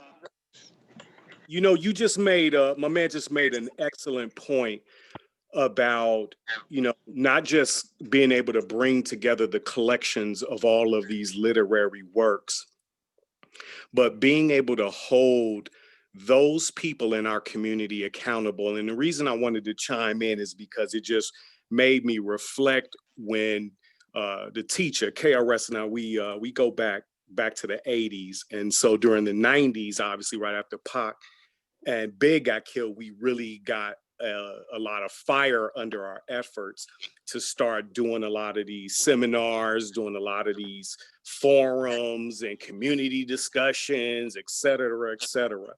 And just being able to strike up these conversations it was phenomenal for about 5 minutes. Because after about 5 minutes, it all would just descend into like just circular discussions about who did what first, when, and the whole point of why we were bringing ourselves together to try to get a grip on this information started to be lost in all of the noise. And so, again, approaching these people, I just encourage a very strategic diplomacy. Because one of the things that we have to remember is a lot of this, and I know a lot of y'all can identify, but a lot of the things were oral tradition, right? It was an oral tradition. And then when you start translating that oral tradition into literary, there's always going to be some gaps. There's always going to be some inconsistency. And I just think that in our experience, especially, what ended up working just so much better for us. And I think I heard Pris mention this earlier about my man being able to come back to tell Chris, tell the teacher, you know, yo, man, some of your information is, and largely because when we were bringing together as many people as possible, we started seeing it becoming more clique-ish. You know what I'm saying? And that's one of the things we got to guard against and make certain that this information is just more accessible, that we are more accessible. Because with our accessibility, that then helps to push exactly what you guys were saying earlier about being the people in position to bring this information, to teach this information. I think we're already there. I think we're there right now. We're there right now. It is a matter of us just starting on these kind of calls to be able to develop some kind of networking. We do these events and we put our lesson plans together and we pass them along and we build each other's lessons plans. You see what I'm saying? Because the market is just screaming for it. The demand is so high for everything that we're talking about out here in the world, just in general society, beyond hip hop. Beyond hip hop. You know? Definitely. We should start a guild or something, like a guild, like a writers guild or a literary guild, something that we do, or maybe something in the future we can that way. Because at the end of the day, the book needs to be the same. We're working on the one book all together. And that's the way I'm looking at it. But here it is. You got to remember, even the Bible was a collection of 66 books. But these are the things that have to balance each other out. And this is why right now we got two at least. You know, and I don't know, Pluto, if you've written anything yet, but if you didn't, you should, because there's talks. We're working on three authors, a documentary. There's very valuable historical, and it's not just like for facts of stating history, but it's documenting our culture, our history, our prestige. Like I said, these are some of the things that when we learned it, it made us feel walk taller and prouder and conduct ourselves a little more professionally when we went out and we represented this culture. We need to give this as an option to the youth. And it needs to be through people like us. Right now, we have a real simple example is mumble rap, right? Mumble rap is what happens when you send a bunch of first graders to the classroom and no teacher is there. And they say, we were supposed to learn about rap today. So rap goes something like this, a him and a him and a him and a him and a him and a, and then let the special ed class do a talent show. Right? Because they're teaching each other because we didn't show up for class. We didn't show up to teach them. I mean, right now, this atmosphere, this is a demonstration. This is how we create the classroom and we bring them to it because they want to know. So instead of just learning about Little Yachty or Little Wayne, they can learn about Cool Mo D and Melly Mel and Cool G Rap and all the ones that led up to their favorite artists. So they can be influenced by all those different styles, not just the one they heard on the radio for the past 90 days. And like I said, rap is that forefront. So we created that first template for the eras on that. But the brother Eridu is another brother I want to hear, not only because he knows about the hip hop culture, but he knows about the radio aspects of hip hop culture and how they approached it from that perspective throughout history. So this is the type of information when we get all your perspectives together, we have a real kaleidoscopic widescreen view of our culture and like a panoramic screen. We know what happened politically. We know what happened according to the history. We know each element, as some of you know, each element is like a culture of its own. Like the B-boy culture is very different than the DJ culture. It's very different than the beatbox culture. It's very different than the MC culture. You know what I mean? But they all are part of the same thing. Like B-boys deal with their own issues at the battles and getting paid and competition and who judges what right. And graffiti deals with their own thing, is whether or not they're getting arrested or having a place that you put their murals up safely and make sure it doesn't get toyed or wiped down. And all these different things are all different perspectives, but that when we get together and start putting it together, we can provide this scholastic type of information to the next generation where they feel the sense of pride and inheritance in this knowledge and this culture. And this call today was a demonstration of how we can get minds like ours together and start putting together these narratives and the structure. Because like I said, and I've said it before and I'll say it again, we don't need 100 people to put an online hip hop academy together. We can start can I a handful of like us and start doing it now. Go ahead, brother, please. This is something that, is crazy. This was about three years ago. B-boy, this is what's been tallied up. They did the numbers. 3 or 4 years ago, B-boying generated $3 billion by itself, and none of and 95% of the B-boys are not millionaires. Sounds familiar. And this is what I'm telling people: like, you're a product. It's not enough to just do your art. You need to find ways to navigate that into a business, create a business for yourself. Marketing and promotion and all of that. Yes, we have social media. You don't have to pay for websites. There's people are getting discovered. Like, we could do the way the rappers do it, the way they get discovered on social media and all that stuff. You can build things. You can build things with that stuff. That's what we're working on right now. We've got, there's a few things in place that, we're going to build, and create businesses. But along everything that goes with the business will also be the information and the history of the culture. So you are getting it along with the product that we want to send out to the world.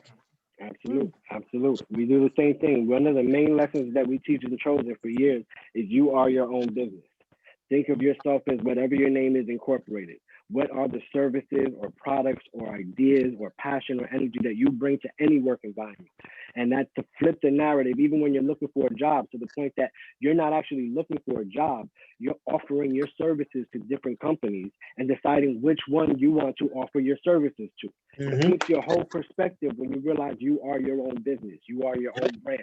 Who is Emmanuel Roman Incorporated? When I go out there, this is what they think when they hear my name. He's professional. He's efficient. He's detailed. He's oriented. He's success oriented. He's inspirational. He motivates others. That's the brand that I built, that I brought to all this on my own name, but to teach us to pass down what we don't learn in school. How to. Why are we not making money? Why are we not making money off of what we created? Because when we make the money and we have control of that, and like there's nothing wrong with working with a corporation and saying, okay, we have an agreement, but I'm not with being in a situation where they sign my check. Right.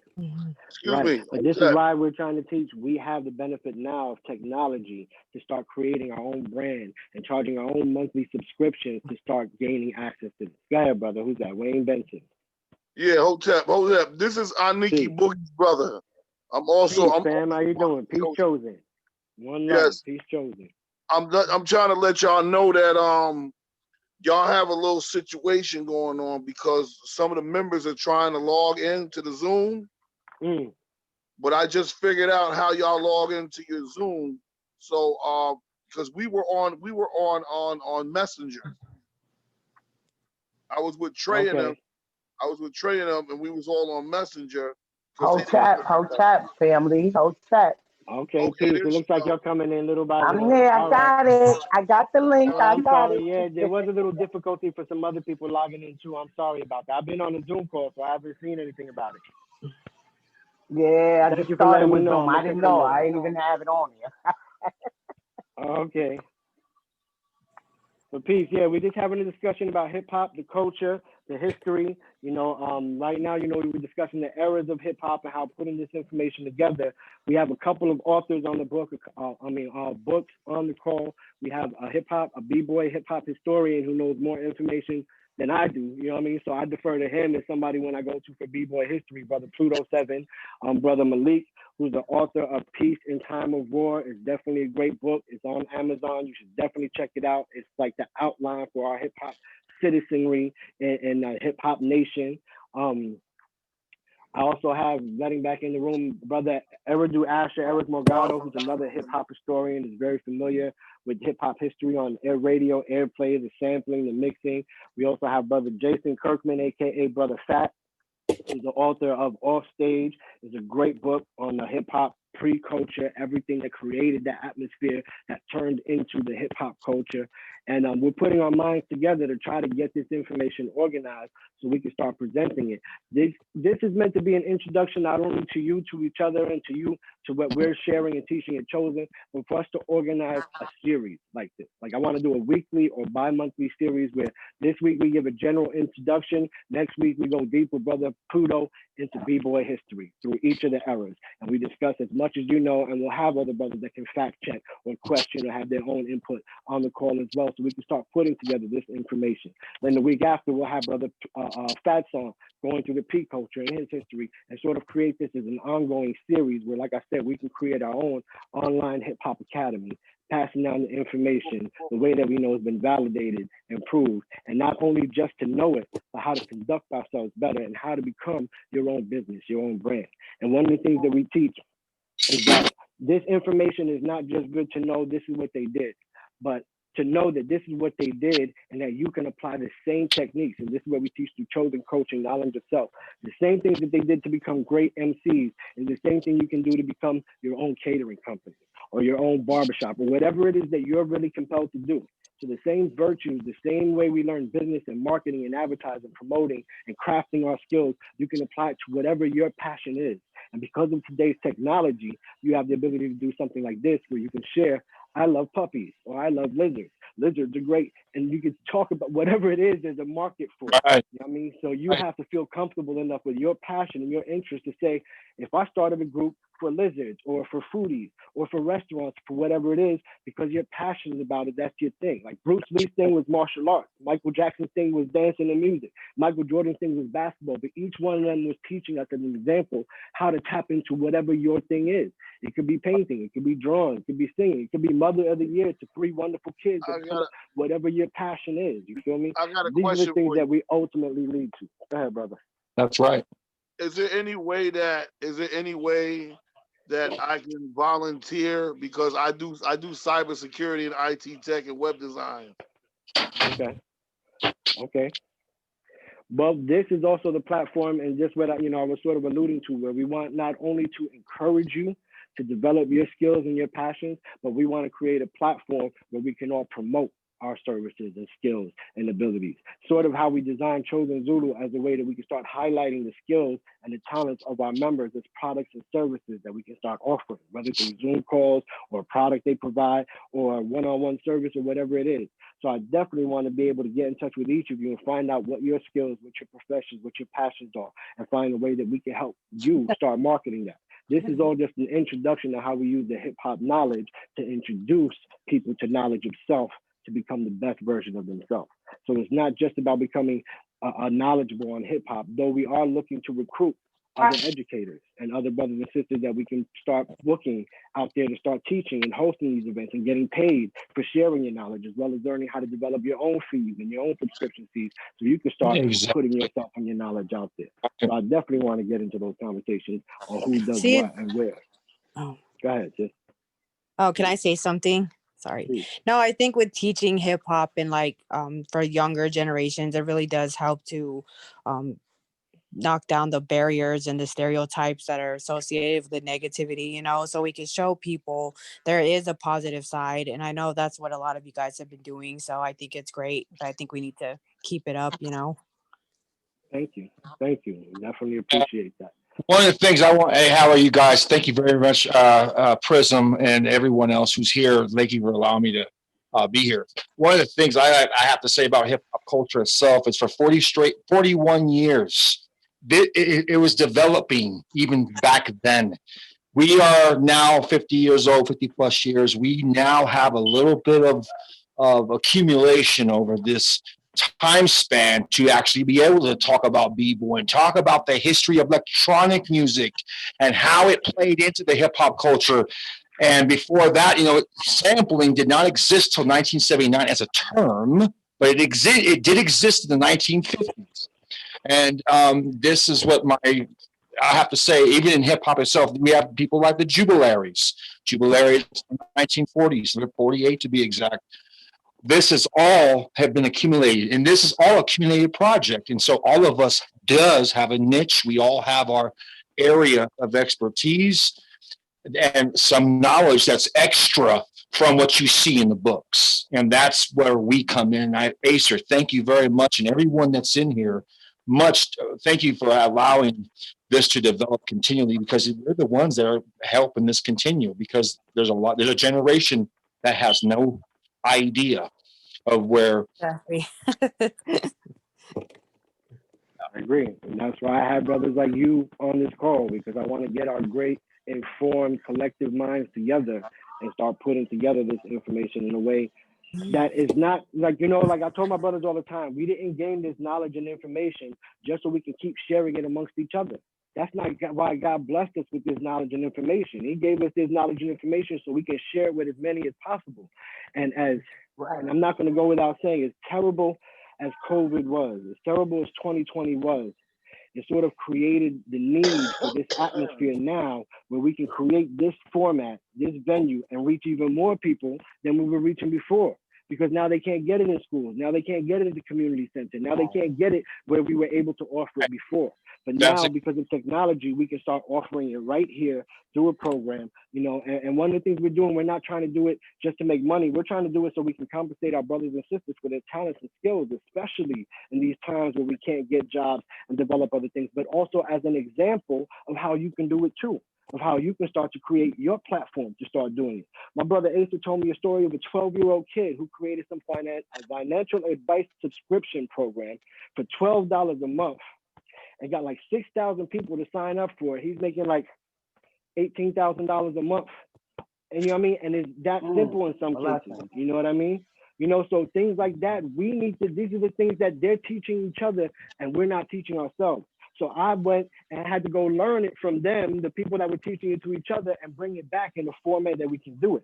Now, because not everybody is knowledge of self oriented, it's been hard for me to reach people just knowledge of self. This is how to make yourself the best version of you. This is how to improve your life. This is how to improve your relationships. I can reach a certain demographic with that, but that demographic is already looking for it.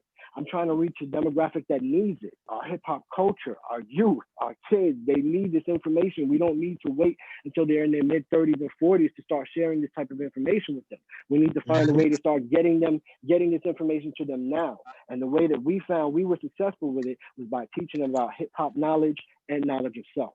So all our meetings, we have not only discussion about the hip hop part of it, but we also talk about today, we're going to talk about how to build your physical cipher and make that stronger. Today, we're going to talk about how to strengthen your emotional balance and how to conduct yourself and express yourself without rubbing people the wrong way, without going over the line, how to effectively communicate with people. Emotional intelligence is a topic that we teach about. It's how to not only effectively express yourself, but how to effectively understand other people's expressions.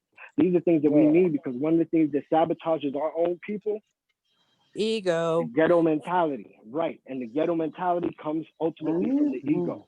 And because we're not taught the difference between spirit and ego, we think everything that happens in our mind is us, but it's not. It's a battle between the lower self and the higher self. And we need to be able to teach our people how to identify the lower self, that anger, that rage, that boredom, that depression, that frustration, all those negative emotions brother, from the lower self. Brother, question. How do you teach ignorance, though? Right, but see, we can't teach ignorance. We can pass on knowledge and influence. And through that, we're not going to reach everybody, but we can reach those who are ready and willing. You know, if I'm not ready to learn no knowledge of self and quit doing drugs or whatever I'm going to do, it don't matter what you got to say, I ain't going to hear it. But if I'm ready to make a difference in my life and I come across this group that I thought was about hip hop, so they actually start talking about knowledge of self and things that'll make my relationship with my wife better or my professional experience at work better, I might have to pay attention to that because I need more money and I want to be happy with my wife. And this is how we use that to introduce it. You know what I mean? All we can do is my job to share the information, not to convince you. You know what I mean? By sharing the information, I've done what my spirit compelled me to do. When you're ready and willing, you're going to be like, I need more of that inspiration in my life. I need more of that knowledge in my life. I need more of a reason to say something that I can pass on to my nephews and nieces and help them save their lives instead of watching them get killed.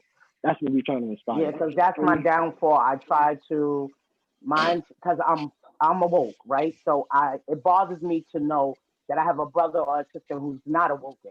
So when I do try to give them the knowledge that I know, you know, it's like if they shun it away or they act like, you know, they ignorant to the factor, it kind of messes with me and it pisses me off because I'm like, you should know, you know, it's like, right.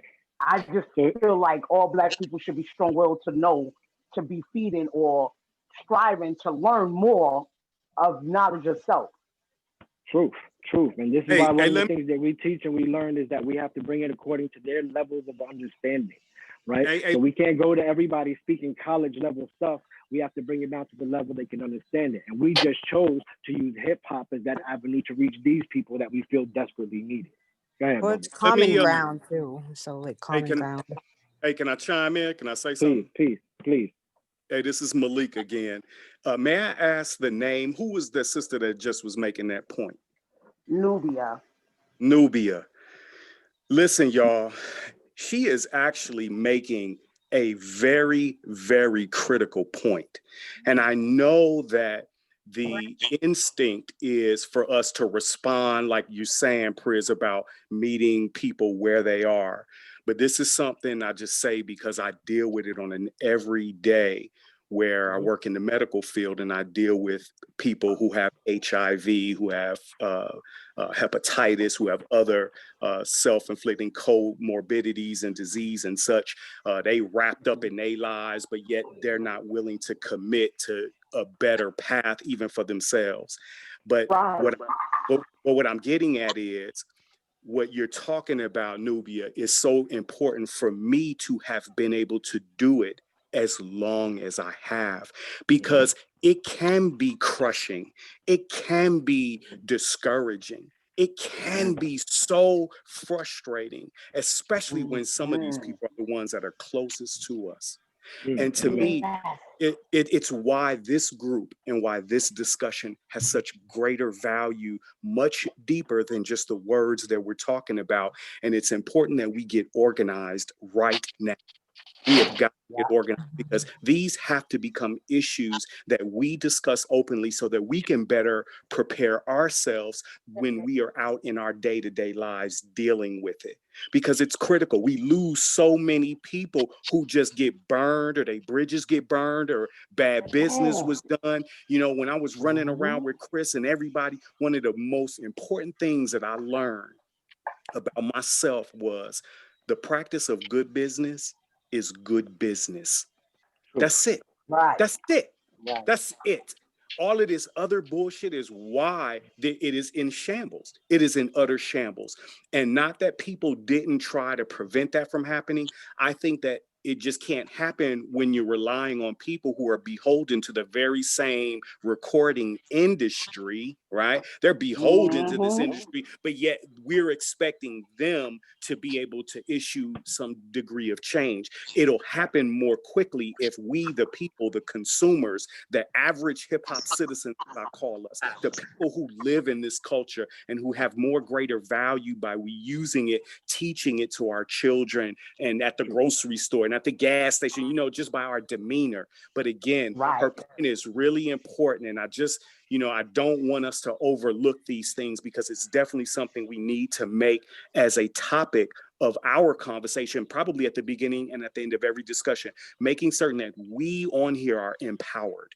We got to be empowered. If we ain't empowered, we're not going to be able to meet the challenges when people approach us or we come across them and we don't have the proper medicine, if you will, or the proper strategy to pass on to them in their situation. And it is difficult. I got love for you, girl. I got love for you. Keep doing what you're doing. Keep doing what you're doing, because remember, these are principalities and forces of darkness. Forces and principalities of darkness that we're dealing with. So stay strong in what you're doing, and keep it moving. I sure will, brother. Thank you. Truth. And that's the thing. We can't reach everybody, right? But there's so many different things, like, you know, religion, Christianity, Islam is out there trying to reach a certain demographic, you know, New Age thinking is trying to reach a certain demographic, but I feel like there's not really many people reaching our demographic. You know what I mean? Like, a lot of these motivational speakers and educational teachers are speaking to the upper middle class, and that's not us, but our people need it more than they do. You know, so like I said, brothers like you're hearing on the calls, we've done the research, we've done the homework and the calls of studying everything they did to be successful, to put it together in a way where we can pass it on to our people so we can be successful. We can become independently wealthy. We can become free. And we're only going to reach a certain demographic, just like everything else. Even though everybody needs this, we're only going to be able to reach a certain, like they say, many are called, but few were chosen. You know what I mean? So 1 out of every 1,000 might be a person that's ready for it. But it's by having the combination of minds like these and information like these that we can put together a panel of collective information on truth and history and culture and virtues and policies that we can pass on. For me, this is just the beginning, because all of us in here, save a few, we're all old heads now. But it's getting together with us and getting this information right that we can start to reach the younger heads, like some of the people that are on this call. They want to be the next generation leaders. They're looking at us as, how can we do this? How can we pass this on in our culture, in our community, in our country? And this is the conversation that I've been dying to have. 2020 was a hard year. I don't want to discount that everybody's been through something terrible, and we all know somebody that something terrible happened to or experienced it ourselves in one way or another.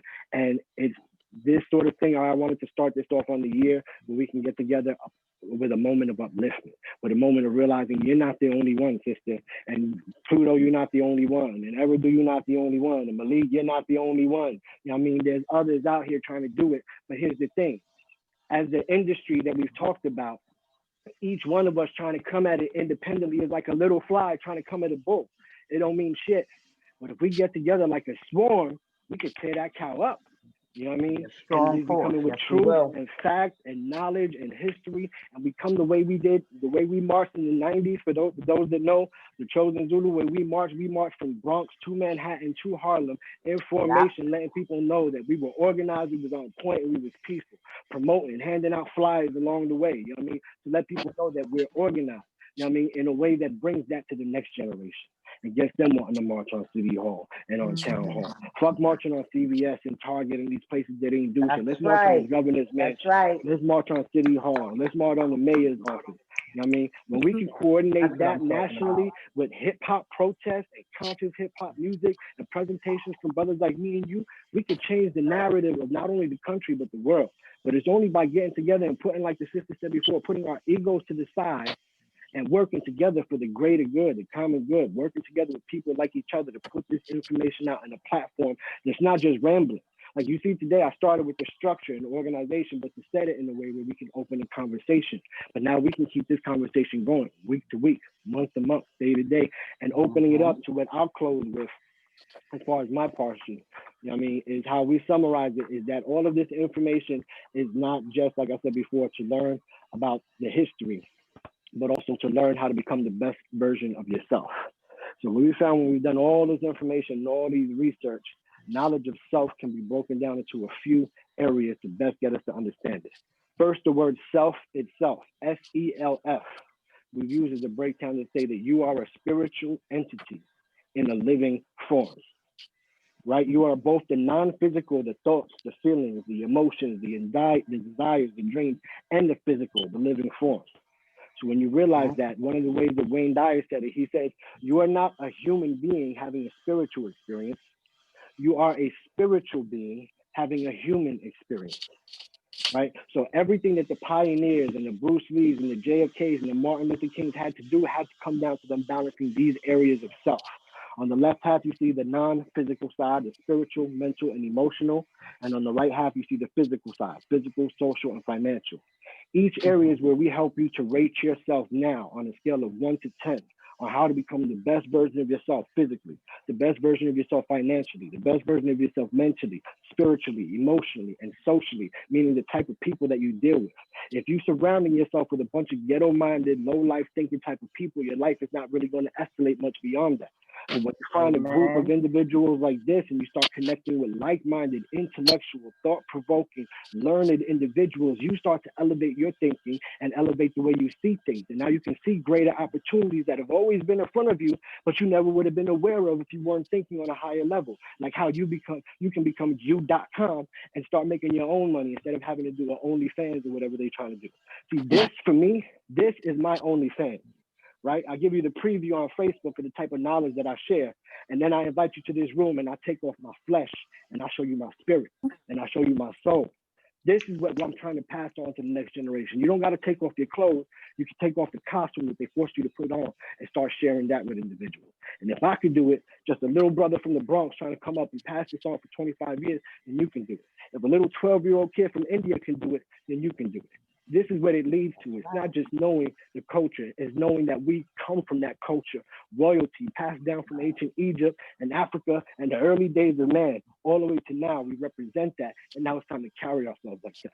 And with that, this is why I wanted to bring this group together, this panel of knowledge individuals, plus many more that weren't able to make it, but will join us soon to begin these conversations. To start the year off with this kind of optimism and feeling and knowing that we can make a difference. And even though the world is messed up right now, we got things like this that allow us to connect to people like each other, and we can just start inviting more and more people. Right now, we do have it set up where these are open, free meetings every 2 weeks to invite everybody, but we also do have closed meetings for members only. It is a $9.99 monthly subscription, but that's where we get into more definition on building your own personal cipher, your own personal light plan, figuring out what your talents and your skills and passions are, figuring out what your bad habits are that are preventing you from succeeding and doing more. All of these things is part of what we're talking about the collective. The conversations I've had with all these brothers have never been just about hip hop. It's always been about the betterment of people and mankind in general. So with that, it's an open discussion, but we did want to, I only want to limit myself to an hour topic and then open for discussion, but we can keep talking because this is stuff that we need to discuss and figure out and maybe set up a plan You guys want to do another one next week? We'll do it next week. If you want to do it in 2 weeks, we'll do it in 2 weeks. Peace.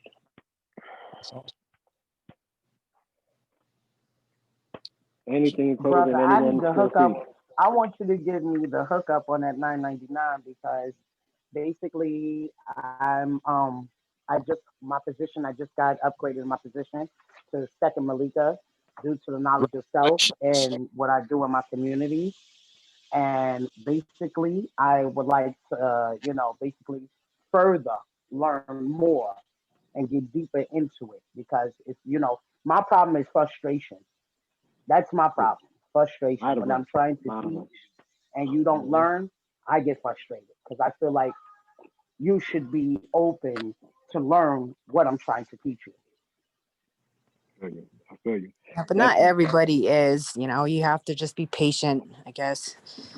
Right. And that's, and for some people, we just have to find that way. Like I've learned, for example, I talk about mumble rap sometimes, and sometimes I got to catch myself because I got to remember that the people we're trying to reach are the people that like mumble rap. And if you shit on their favorite mumble rapper, they ain't going to want to hear shit you have to say. You know what I mean? So sometimes I got to catch myself and really listen to the song that I really can't listen to, but listen to it to find one good line or one good bar or one good song on the album that I can use as an example to reach them. And when I can do that, I'm like, it's like Lil Yachty said on that song, ain't money but a thing, but life is everything. And they like, oh, you're right. Instead of that YOLO. So we got to find their level of understanding, the way to reach them. So if you notice, just be creative. they like watching a TV show that they always talking about. Find something in that TV show that you can use as an example. Adapt. You have to be able to adapt to the personality and era of their age. Time and time again, I don't mean to jump into this, but time and time again, I just graduated a master's degree in education, curriculum, and instruction. I design curriculum. Congratulations. All of it. That's exciting. Congrats. That is a PhD program. So I'll be a doctor in about 3 years in education. So I'll tell you, I have to be very careful sometimes because when I start talking to these individuals about hip hop, especially in Nevada, they have no idea what I'm talking about. They have no idea that who said G, who was DJ Malik, or who was the Terminator disc of 1985 on Snowflake Records. Who was that? Who was WH 5.9 FM? I grew up in a time when this stuff was just beginning. In 1980, a lot of these records were just 5 months old. Right. 75, no record before that. But I got to be very careful. I got to catch myself because I can't. They don't know this, so I basically go into I go into a lot of. I talk about records, simple records. Like for example, my uncle was Mick Gillette of Tower of Power. That was my uncle. My good friend, my good friend Lenny Pickett is head of music in Saturday Night Live. He's the music director for Saturday Night Live. So I grew up, and I try to get to these cats maybe talking about an instrument like Prism was just saying. Talk about, maybe talk about a simple sampler, maybe. These are people that I talk to. I got to be very careful because I might just, I might overwhelm some of these guys. Even people of my age got overwhelmed because I'll and I know how it feels. Like my man, what's his name down here under me? He was talking about B-Boy now. And he corrected some of the dates. He's exactly right because I remember I have a good friend who knows Crazy Legs, and Crazy Legs told him the story about when he was given to him to basically expand on Rocksteady Crew in the 1980s, and he's exactly correct. Or people like I talk to DJs, I'll talk about people like Grandmaster Flowers and my man DJ WizKid. I grew up watching them. I watched these guys DJ. I watched them and I can be very careful. I don't overwhelm people, so I try to keep it very simple. I don't want to, because some of these guys can't adapt to the different eras of hip hop. Like we're 50 years old. I got in hip hop at 9. I was in hip hop in January 2nd of 1980, and that's when I got in. I have an old calendar I should show you. It was marked the 2nd of January, and that's because rap record I ever heard in my life. The first rap record. It wasn't called hip hop back then because the term wasn't, just like the term sampling didn't enter into until 1980 by the Fair CMI group. say hip hop didn't exist as a term until 10 years later, until 1990, and that's when they ushered in the development of that term. Even though the term was already developed by Key Cowboy and many other. There was another MC, I forgot, he had passed away. Oh my, it slipped me. He used to perform at the Fever. Anyway, it'll come back. But anyway, I gotta be very careful sometimes because I don't want to overwhelm some people. I don't want to shut them down. So if they like talking about Too Short, we'll check whom I know Todd Sharp, but I was not into gangster rap. I was into Spoonie G, who's a pioneer of that. But I was not into Too Short. I was into underground MCs, people like Coca Rock. That was love underground hip hop. I love it. DJ, like did my name DJ Disco Wiz, first Puerto Rican DJ and MC of all time. And it's amazing. That's not true. It was somebody from what's his name's neighborhood, Disco King Mario. Oh man, what was his name? Disco King Mario. That's right. I forgot. That's right. He's the first. He's Puerto Rican and African American. Thank you. I do. Well, it wasn't Mario himself, but I have heard debates on that. I've heard he's his first DJ. It's on Wayne's page. I forget the brother's name. He's from Edenwall. He actually predates this Wiz. Because Wiz started out with Kaz. Yeah, he did. So the question was it that Wiz was a little bit more successful? That he's the more common name? Why? Yeah. Well, that's the narrative in the culture. So that's the things that we have to correct, unfortunately. Right. Or clarify. Because there could be an underground DJ that was emceeing and DJing first, but then he was doing it mainstream as the first mainstream. You know, I mean, these are the things we can clarify and differentiate. You're right. That's how for example, Curtis Blow is always notated. A lot of people I talk to, they go, "Oh, Curtis Blow." There was one MC before him that was slightly a couple months before, and that was King Tim III. I Fatback, and a lot of people say, "Well, no, yes," but I know I'm aware on Spring Records. I look at these records like books. I look at these records. I look at the dates. Some of them are released. A lot of them were released in '79. A lot of these records were released in '79. The first two was King Tim and Sugar Hill. Rap records, now there were tapes. My man Sugar Hill was out when I was born.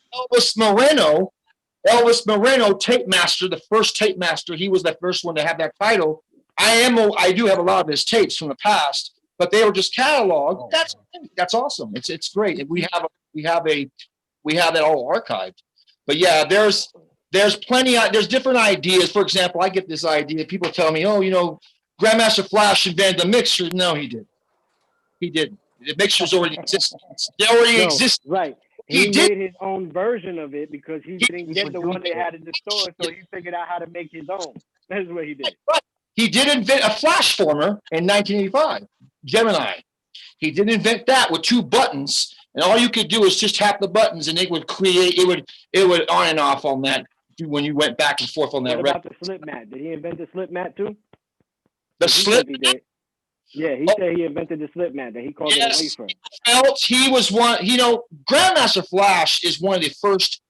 Him and I have to say, Jazzy J were one of the first to actually teach the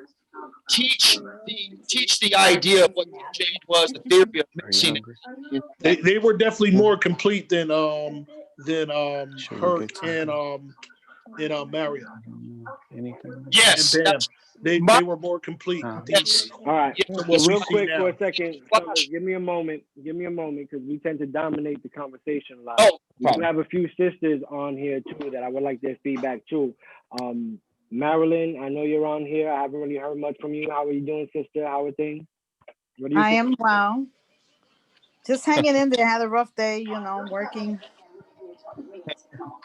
I hear you. For those that don't know, Marilyn's one of those sisters that's on the front lines all the time. She is one of the active activists that I have met in the past 10 years. COVID or not, she's out there arguing with councilmen and assemblymen and senators. She don't care. She's one of those individuals. I love her. She's a warrior queen. I'm always glad to have her participation. She's one of the biggest supporters of the things that we're doing here. So it's a pleasure to have you on here. And Pleasure. everybody, it's people like her that we deserve her thanks for helping keeping things calmer and these type of Hold tap, hold tap, so hold she's out tap. there leading the fight for real, for real. Yeah, we got to fight. And I also, in my line of work, I respond when someone has an opioid overdose in the emergency room, and I link them to services. I'm a harm reductionist. You know, I meet people where they're at, assist them in whatever way I can, give them referrals, try to link them on a path that, you know, they want to go. You know, Yep. like sometimes people are not ready to stop using drugs. So let's cut down, let's find different ways to, you know, deal with whatever issues are going on, and eventually as you see successes. So it's just some as simple as planting a seed sometimes. That's right. True. That's right. And thank you, and we appreciate you and love you and people like you for doing that work. That's too hard for somebody like me to have to deal with. There's people that have that certain fortitude that can do that, and I always commend and thank and appreciate you for that. That's cool. That's cool. It's about love. I come with love all the time. Truth, you always do. I'll testify to that. And what do you think of our discussion so far today, from what you've heard? I love it. I love it. It's the right thing. It's the time. Not the time is now. We got to grab it. I agree. And it is important not only to have men, knowledgeable men who have this information also, but also compassionate, intelligent, lioness type of women like yourself here too. So thank you for taking the time. And we always invite you, all of you, always to, just like we check each other, especially the women, check us. Let us know when we need to be checked, and when we're saying something out of character or out of turn, or, you know, part of the conversation I kept meaning to allude to earlier with our brother Pluto is more about the females' roles in hip hop. Like, we should definitely do a part of the pioneer era 74, 79, where we talk about more what the females' roles were, not only as MCs and producers, but B-girls and so on and so forth. So I want to make that more of a thing that's more empowering to all of you. So keep us on track with that as well. Yeah. That's what's up. All right, and then we have a few others. The sister Passion Royale, she spoke a moment ago. Who's the other sister? Is that Honey Red? Nasha, you still with us? She might have checked out. But again, you know, this is not the thing where I want to narrate the conversation. I want to sort of outline the conversation that we can start leading it into a more productive, more fulfilling conversation that leads us to getting things done and passing on knowledge that actually makes a difference. Not just it's good to hear and it's nice to entertain, but I don't need nothing else. But that's a great opening conversation. I want to be there for the next one.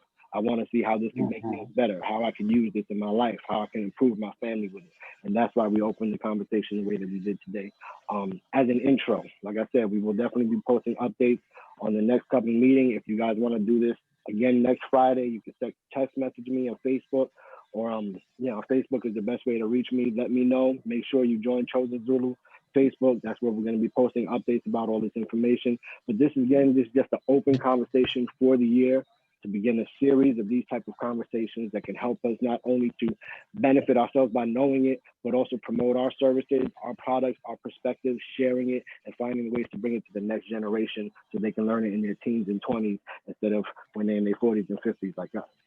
You know, anybody else feel free to contribute. Anything else before we get ready to close it out? I'm just saying, this is a great dialogue. A lot of incredible, talented people on here.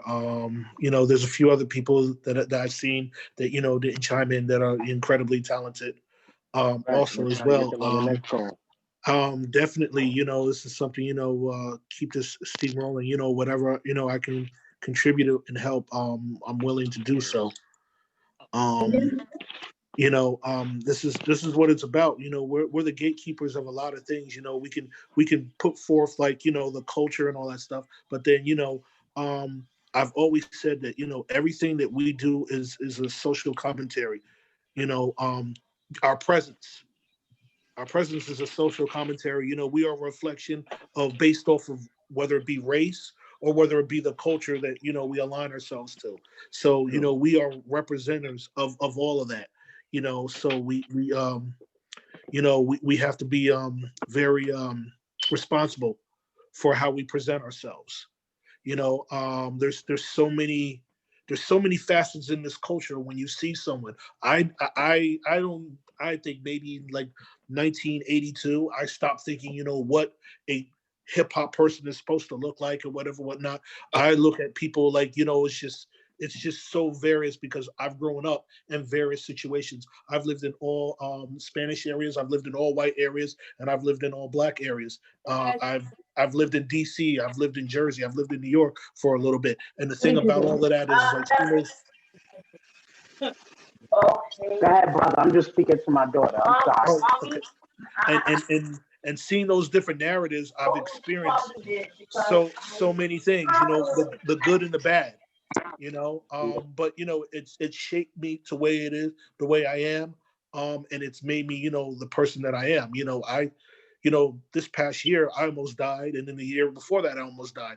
And my attitude is like, when are we gonna still kick ass? Right. You know, like I stopped pushing the narrative. I stopped being brolic when I'm in the dirt. Brilliant.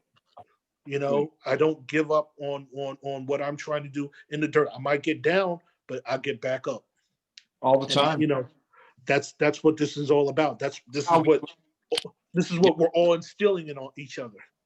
Right. True. We also got my brother Victor on the line. You got a moment, brother? How you doing tonight? Victor, got me lining. Hey, peace. What's going on, everybody? Peace and blessings. How you doing, Sam? My name's Victor. Everybody knows me as Brother Enoch, Lost Tribe, New Jersey.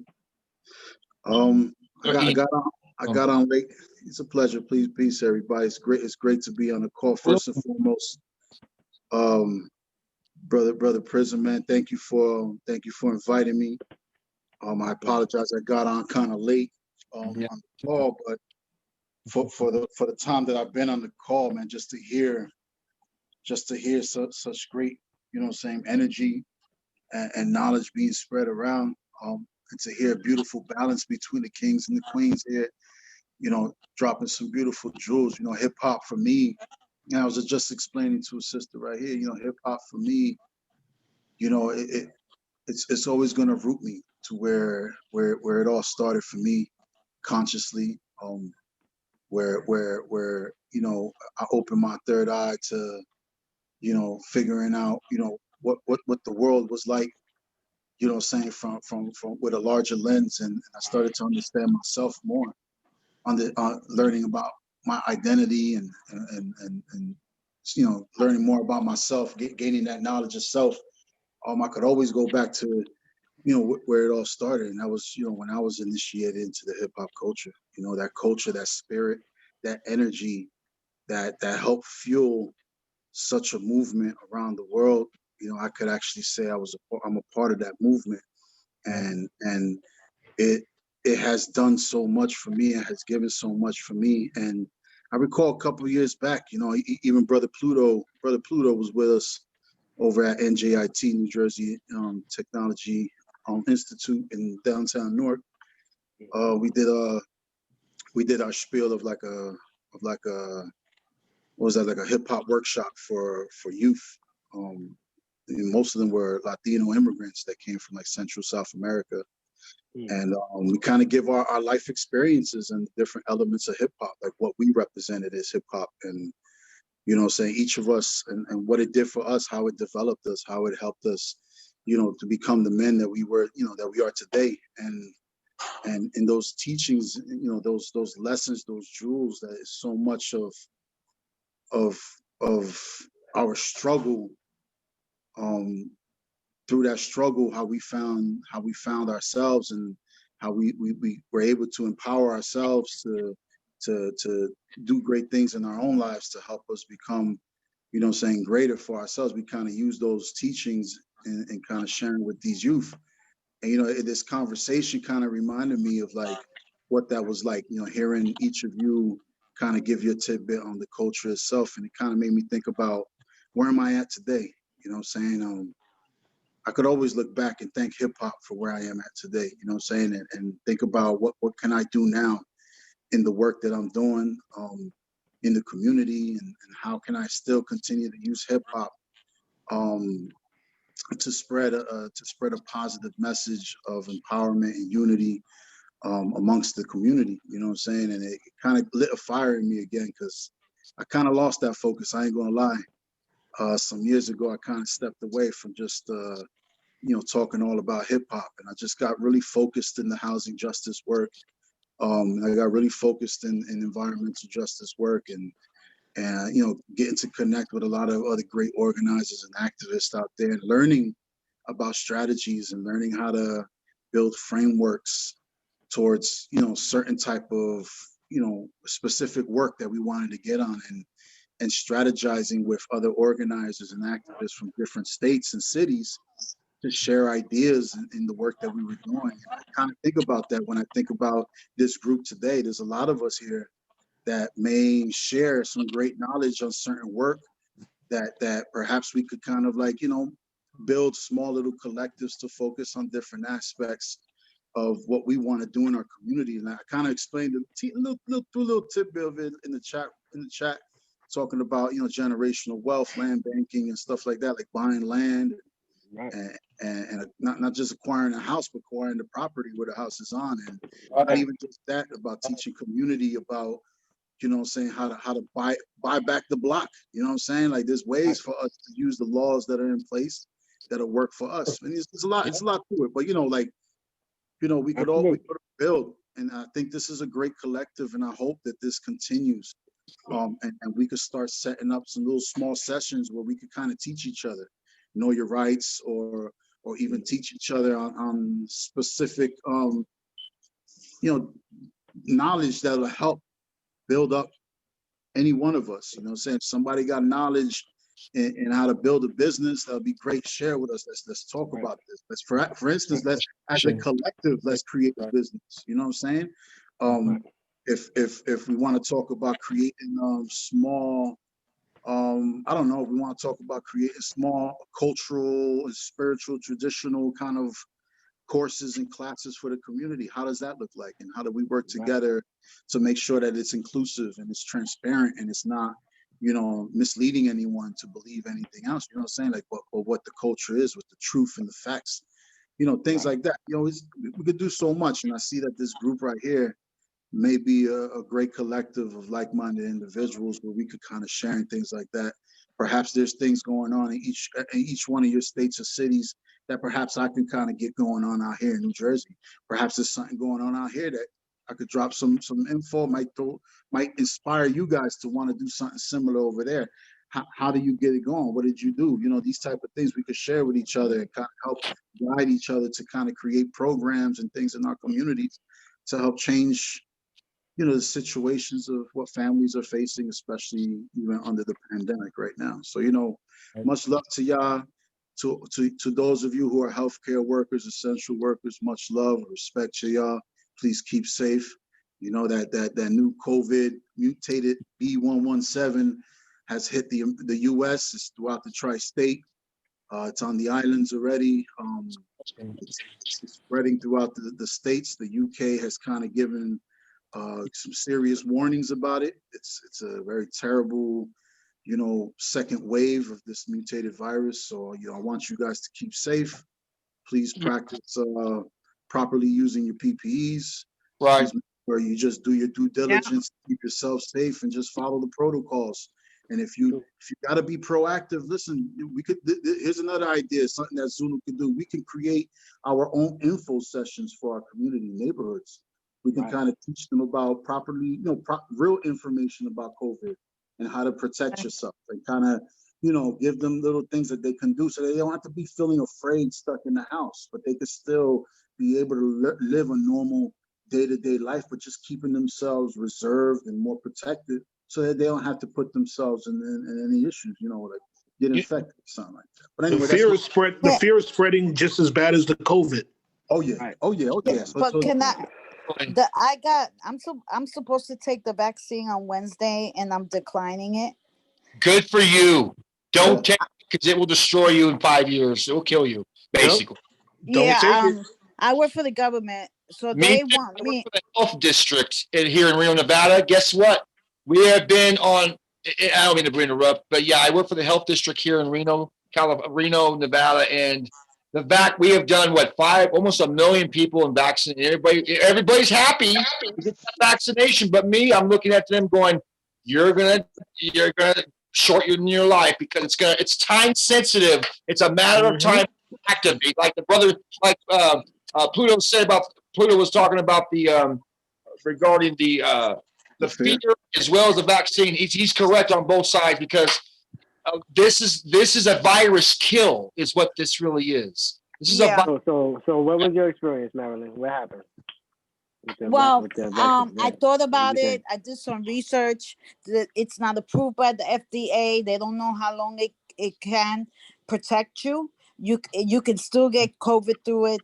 I've been working through through the pandemic. I've been in the ER. That's what my job entitles me to be. Right. And I tested negative. You know, I feel you. I mean, I don't know all the scientifics, but my advice is like, I think the vaccine should only be for people that are that sick. That's the only alternative for them. The rest of us ain't sick. We don't need to be taking it. Right. You know I haven't gotten sick at all. Right. So I'm like, why am I going to put this in my body? Right. I mean, all my coworkers are like, oh, you stupid. You should take it. I said, no, I have, that's my choice. I have a choice. Right. I'm not mandated. Absolutely. I mean, if it comes down to my job mandating me, I'm gonna decline that too because I feel I don't need it. I'm right, but look, if they said that making people wear masks was against our constitutional rights, then the same law should apply to the vaccine, in my opinion. So I don't think you should be too worried about that. I'm trying to eat healthy. I do my sea moss, my elderberry. Try to keep myself oregano oil, healthy as much as possible. Oregano oil, yeah, it's good stuff. Holistic. I'm taking care of my mental health because being in the ER is very difficult. It affects me. You know, when I'm watching these people on respirators, I'm watching these people come in all fucked up. They can't breathe. I mean, I see them come out the ambulance struggling. Like it's hard. It's real hard. And it affects me. So I do my acupuncture. I'm my aromatherapy. I'm taking care of myself because it's hard. This has been a hard year. Yeah. No, it is, sister. And that's why I want to create this kind of avenue where we could be here as your relief and a feel good kind of thing after that long week, and know that there's people like us that are trying to help reduce the shit that you see in the ER by preventing, whether it's black on black violence or police on black violence or COVID on COVID violence. Like, we're trying to figure out ways to reduce this. To Brother Enoch, everything you said is exactly true and exactly why we formed this gathering here today. I specifically invited the individuals that spoke here because I felt like you guys needed to, like I said to Pluto, introduce you to these other brothers, these like-minded individuals, these knowledgeable people, these passionate people. Enoch, we haven't always had the most time to speak, but every time we do interact, I always feel that kindred spirit from you, even from the way that people speak about you and lost tribes and whatnot. And it's one of those things for me where we are those activists. We are those people in this generation that are passing this down in the example to the next generation, and especially sisters like Marilyn, who's not only on the front line in the ER room, but she's on the front line activism in front of the senator's face. They know her by first name type shit because she's that example of the type of people that we're supposed to be, and the type of people that Brother Malik wrote about in his book, Peace in Times of War, as hip-hop citizens, how we're supposed to be activated and passing this information down. So for me, this is part of the reason why way back when we decided to become Chosen Network, it was for this reason, so that way we can work with different people of different groups without you feeling like you betrayed your chapter or your street organization or your gang or whatever, because this is a company. You know what I mean? We got together specifically to form a coalition of groups and knowledgeable individuals that could pass on a myriad of information to anyone who's interested. So if you have financial awareness and history, like one of the things we talk about, like I mentioned earlier, the financial aspect of self, how to build wealth, how to make your money work for you, learning about investing, mutual, stocks, real estate, gold, bullion, all those things. We want to bring in specialists and people that know about all of that to pass that on to us, because they don't teach us that in grade school or elementary school or middle school or juniors high school or high school or even college if we don't elect it. You know what I mean? So we have to be the source of this type of information for each other. So for me, it's not hip hop is being used as a trick to really teach them, haha, we're going to teach you knowledge of self instead. But through teaching them hip hop, we're going to teach them knowledge of self and teach them how the pioneers and the successful businessmen like Jay-Z and Diddy, how did they do that? They applied these skills on knowledge of self. They figured out what their passion, what their talents, what their abilities, what their capabilities, what they had in their network that they could put together track masters and start producing groups for other people. I'm not even a producer, but now I'm an executive producer on 200 songs. They started figuring out how they could use their unique talents and skills to build something around that. And because the industry owns that, they don't share that with us. But by reading their story and having 10 minds that have read 1,000 stories each, we could put all that information together and give people an outline and a plan and a hope and a dream and a platform and a way of getting it, and not only getting there, but passing it on to the next generation. Yep. So definitely it's people like you that all make this possible, that make it worthwhile, that convince us we're not the only ones. It's not just us. This is not a fad that's going away. There's always going to be a need for a group like us. But like Jesus did with the parables, he updated the information that already existed before he was born and turned them into parables, which were modern day translations for that people in that time period to understand. Now, those parables are still 100% true, but it's 2,000 years later, we can use a TV show as a parable, or a song as a parable, or a commercial as a parable. We can use anything that's a metaphor to reach them and use that as an example to why this information is relevant, to help them get on the right path, to help them start living in their higher self, to help them start doing better for themselves and their family and their wives and their relationships and their community and their job, to the point that they become managers and directors and vice presidents and have hopes other than the fact that they got to hustle 2 jobs or hustle on the side in order to get ahead, but that they can find a legitimate way by working with people like us to start developing multiple sources of income. One of the things we teach is life is a hustle and you got to have more than one. But because today's technology, you can do it legitimately. I could do 10 different Zoom groups on 10 different subjects and be making money on each one and whatnot. You can do things in different ways. You don't have to pick just one path anymore. You can have a full-time job and an Instagram account where you're promoting these services or products or whatever it is. These are the things we want to start trying to teach. So with that, last thing I would ask for somebody to speak who hasn't spoke yet, if possible. I know you went to the doctor today, my brother Asa. Anything you want to contribute today or that you're capable of speaking?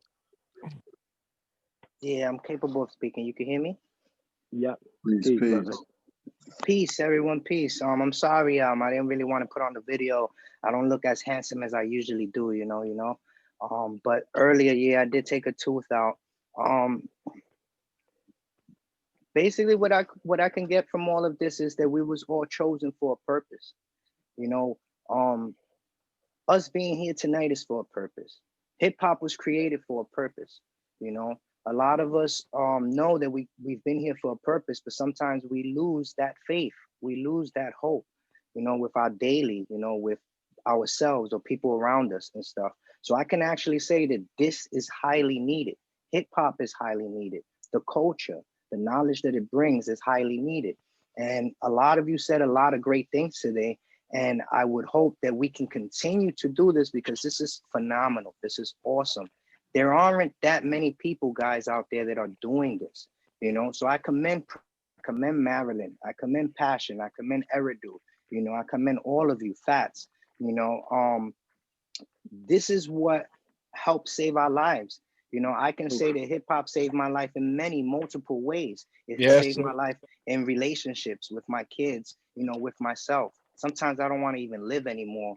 And hip hop, the culture has brought me back, whether it's art, whether it's poetry, whether it's speaking or hearing something about my sister Marilyn, or hearing something about my brother Eridu, something that they're doing in life and stuff. It brings it all back into perspective. So that's why we're here today. This is what we're asking you all, and we thank you all for coming here. We want to continue to bring this back into perspective for many others. A lot of us, yes, are 40, 50 years old and stuff like that. And when we first joined, we were 12, we were 13, you know, we were youth. This is a youthful organization. Even though there's many adults, many people that are older. This is a youthful organization, it's a youthful culture. You know, the spirituality and the culture combined together is what keeps us young, it's what keeps us going. And without things like this, you know, it can be a lot worse. So I just wanted really wanted to bring that to point. Basically, we each in this call have a purpose. What is your purpose? How are you going to bring it to the world?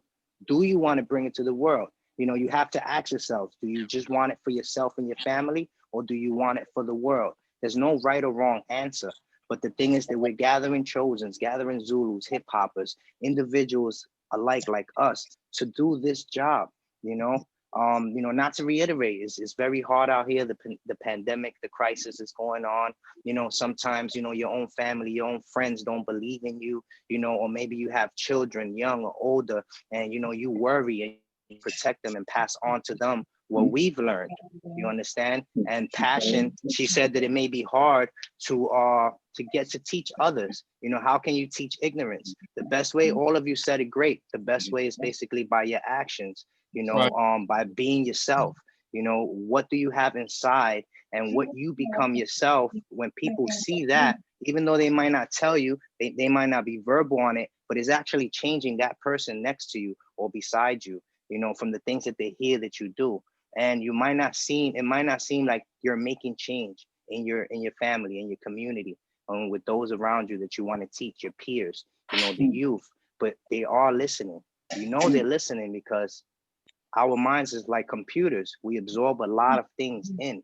So I'm glad that we can resonate with this vibration, and I hope and I ask you all to continue to do this, and for us to come back to this forum and make other forums together so that we could continue to bring this to the world and continue to bring everything into focus. We've lost a lot.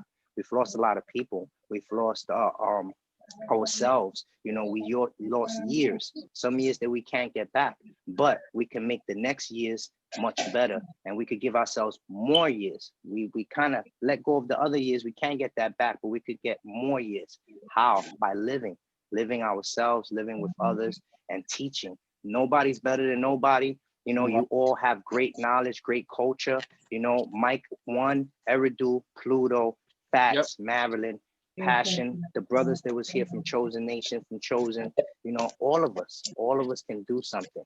All right. So I just thank you all. And I tend to want to give up, but I can't. Why? Because I think of each of you, and I think about, nah, Prism ain't gonna let me fall like that. My brothers and my sisters ain't gonna let me fall like that. You know, we have a job, but it's not so hard when we have such a great collective like us. All right. So I love you all. Let's keep this, please. I mean, this is not just a one-a-day thing for me. Not saying that it is for you. It's a 24/7 thing. It's a 24/7 job. You know, when you don't know something, ask the question. When you think you don't know enough, know more. Prism and a lot of my business colleagues tell me, if you read the 5 top books in any field, you would know more than most of the people around you, and you will be more successful, you know? So this is why we're here, and I thank you for helping me be successful, for helping us be successful, and let's continue to show others how to be successful and why we love hip hop and this culture, and it will never die. Peace. Peace, peace, peace. Peace, brother. True words never been spoken, brother. Truth and truth. And he's paraphrasing one of the things that I've always told the brothers, and I'll share it the same way with you. That you know, we have this meeting every 2 weeks, open for everybody to, you know, to come and participate. And then we also have our chosen meetings with our family and our network and our teams putting it together. But like I told them, you're not just chosen when you come to the meeting. You're chosen 24/7. Every moment of your life, you're representing your culture, your background, your history, not just us as a group, but as the chosen people. You know, for those that don't know, Zulu taught means the heavens. And Ama Zulu are the people of the heavens. And the people of the heavens, in English, we call them chosen. So we just paraphrased our name into English so that way you could understand you are the chosen. And our biggest first lesson is that you have to choose to be chosen. God already, or the universe, or whatever you want to call it, already blessed you with the certain talents and skills and passions and interests and desires that are unique to you. It's up to you to choose to act on them. and to activate them. And for us, hip hop is part of that. But again, it's part of that. It might have been the door that opened us into our activism work or our knowledge of self work or our community work or whatever it is. But this is the common ground that we stand on, and we can use as a platform to start reaching everybody else out there that might be like us or might want to join something like this, but they don't know where to go. I want to give them an option that is safe, that is peaceful, that is neutral. Chosen is not about taking any sides. We're always teaching there's only one side, the people. That's it. The people and the youth is our main focus. So everything we do is to focus on building on that one side, the people and the youth. I'm not Democrat or Republican. I'm people. You feel me? I want to do what's best for the people. It's going to help us keep safe. It's going to help us be more successful. It's going to help us be more independent. And really, what's going to help us be more fulfilling, happy beings and successful beings. I want us to be happy, not angry. I want us to be successful and comfortable on our own properties, not in apartments and projects for the rest of our generation. You know what I mean? I want us to have our own. And that's like the brother said, we want to get together, build a collective, start putting funds together so we have money to go get our own property, to go get our own recording studios, our own record stations, our own department stores, our own supermarkets, and so on and so forth. But it starts with putting minds like ours together. So let this be the first of many to come. Thank you for attending and your participation and your words and your information and reminding people like me and Asa that we're not alone, that it hasn't been 25 years in vain, that COVID messed things up, but it's actually giving us an opportunity to make things better and stronger, and connect to more people. Because now we don't just have to reach people in the Bronx and New York, we can reach people in Nevada or California, you know, or Brazil or Philippines like we have on this call tonight. So thank you all. This is the first of many. Definitely stay in touch with us, stay in touch with me. I want to collaborate and start organizing a series, a conference. So the next call, we can set up Phatz to introduce himself. The call after that, we can introduce Brother Malik to introduce himself, and so on and so forth. Let's create this as a platform that not only we can all build on, but we can duplicate. Thank you all for your time and your participation and contribution, and for letting us know that we're not alone. Thank you. Peace. Thank you. Peace, y'all. Good meeting. Peace. Blessings. Have a wonderful year. Let's make it better than last year. Peace and blessings to everyone. All right. Same here. We got some work to do, Chosen. Love you, hip hoppers. Peace.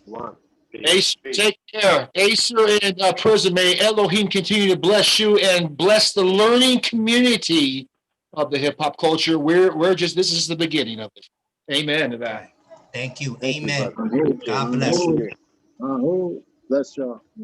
Peace, kings. Peace, queens. Peace.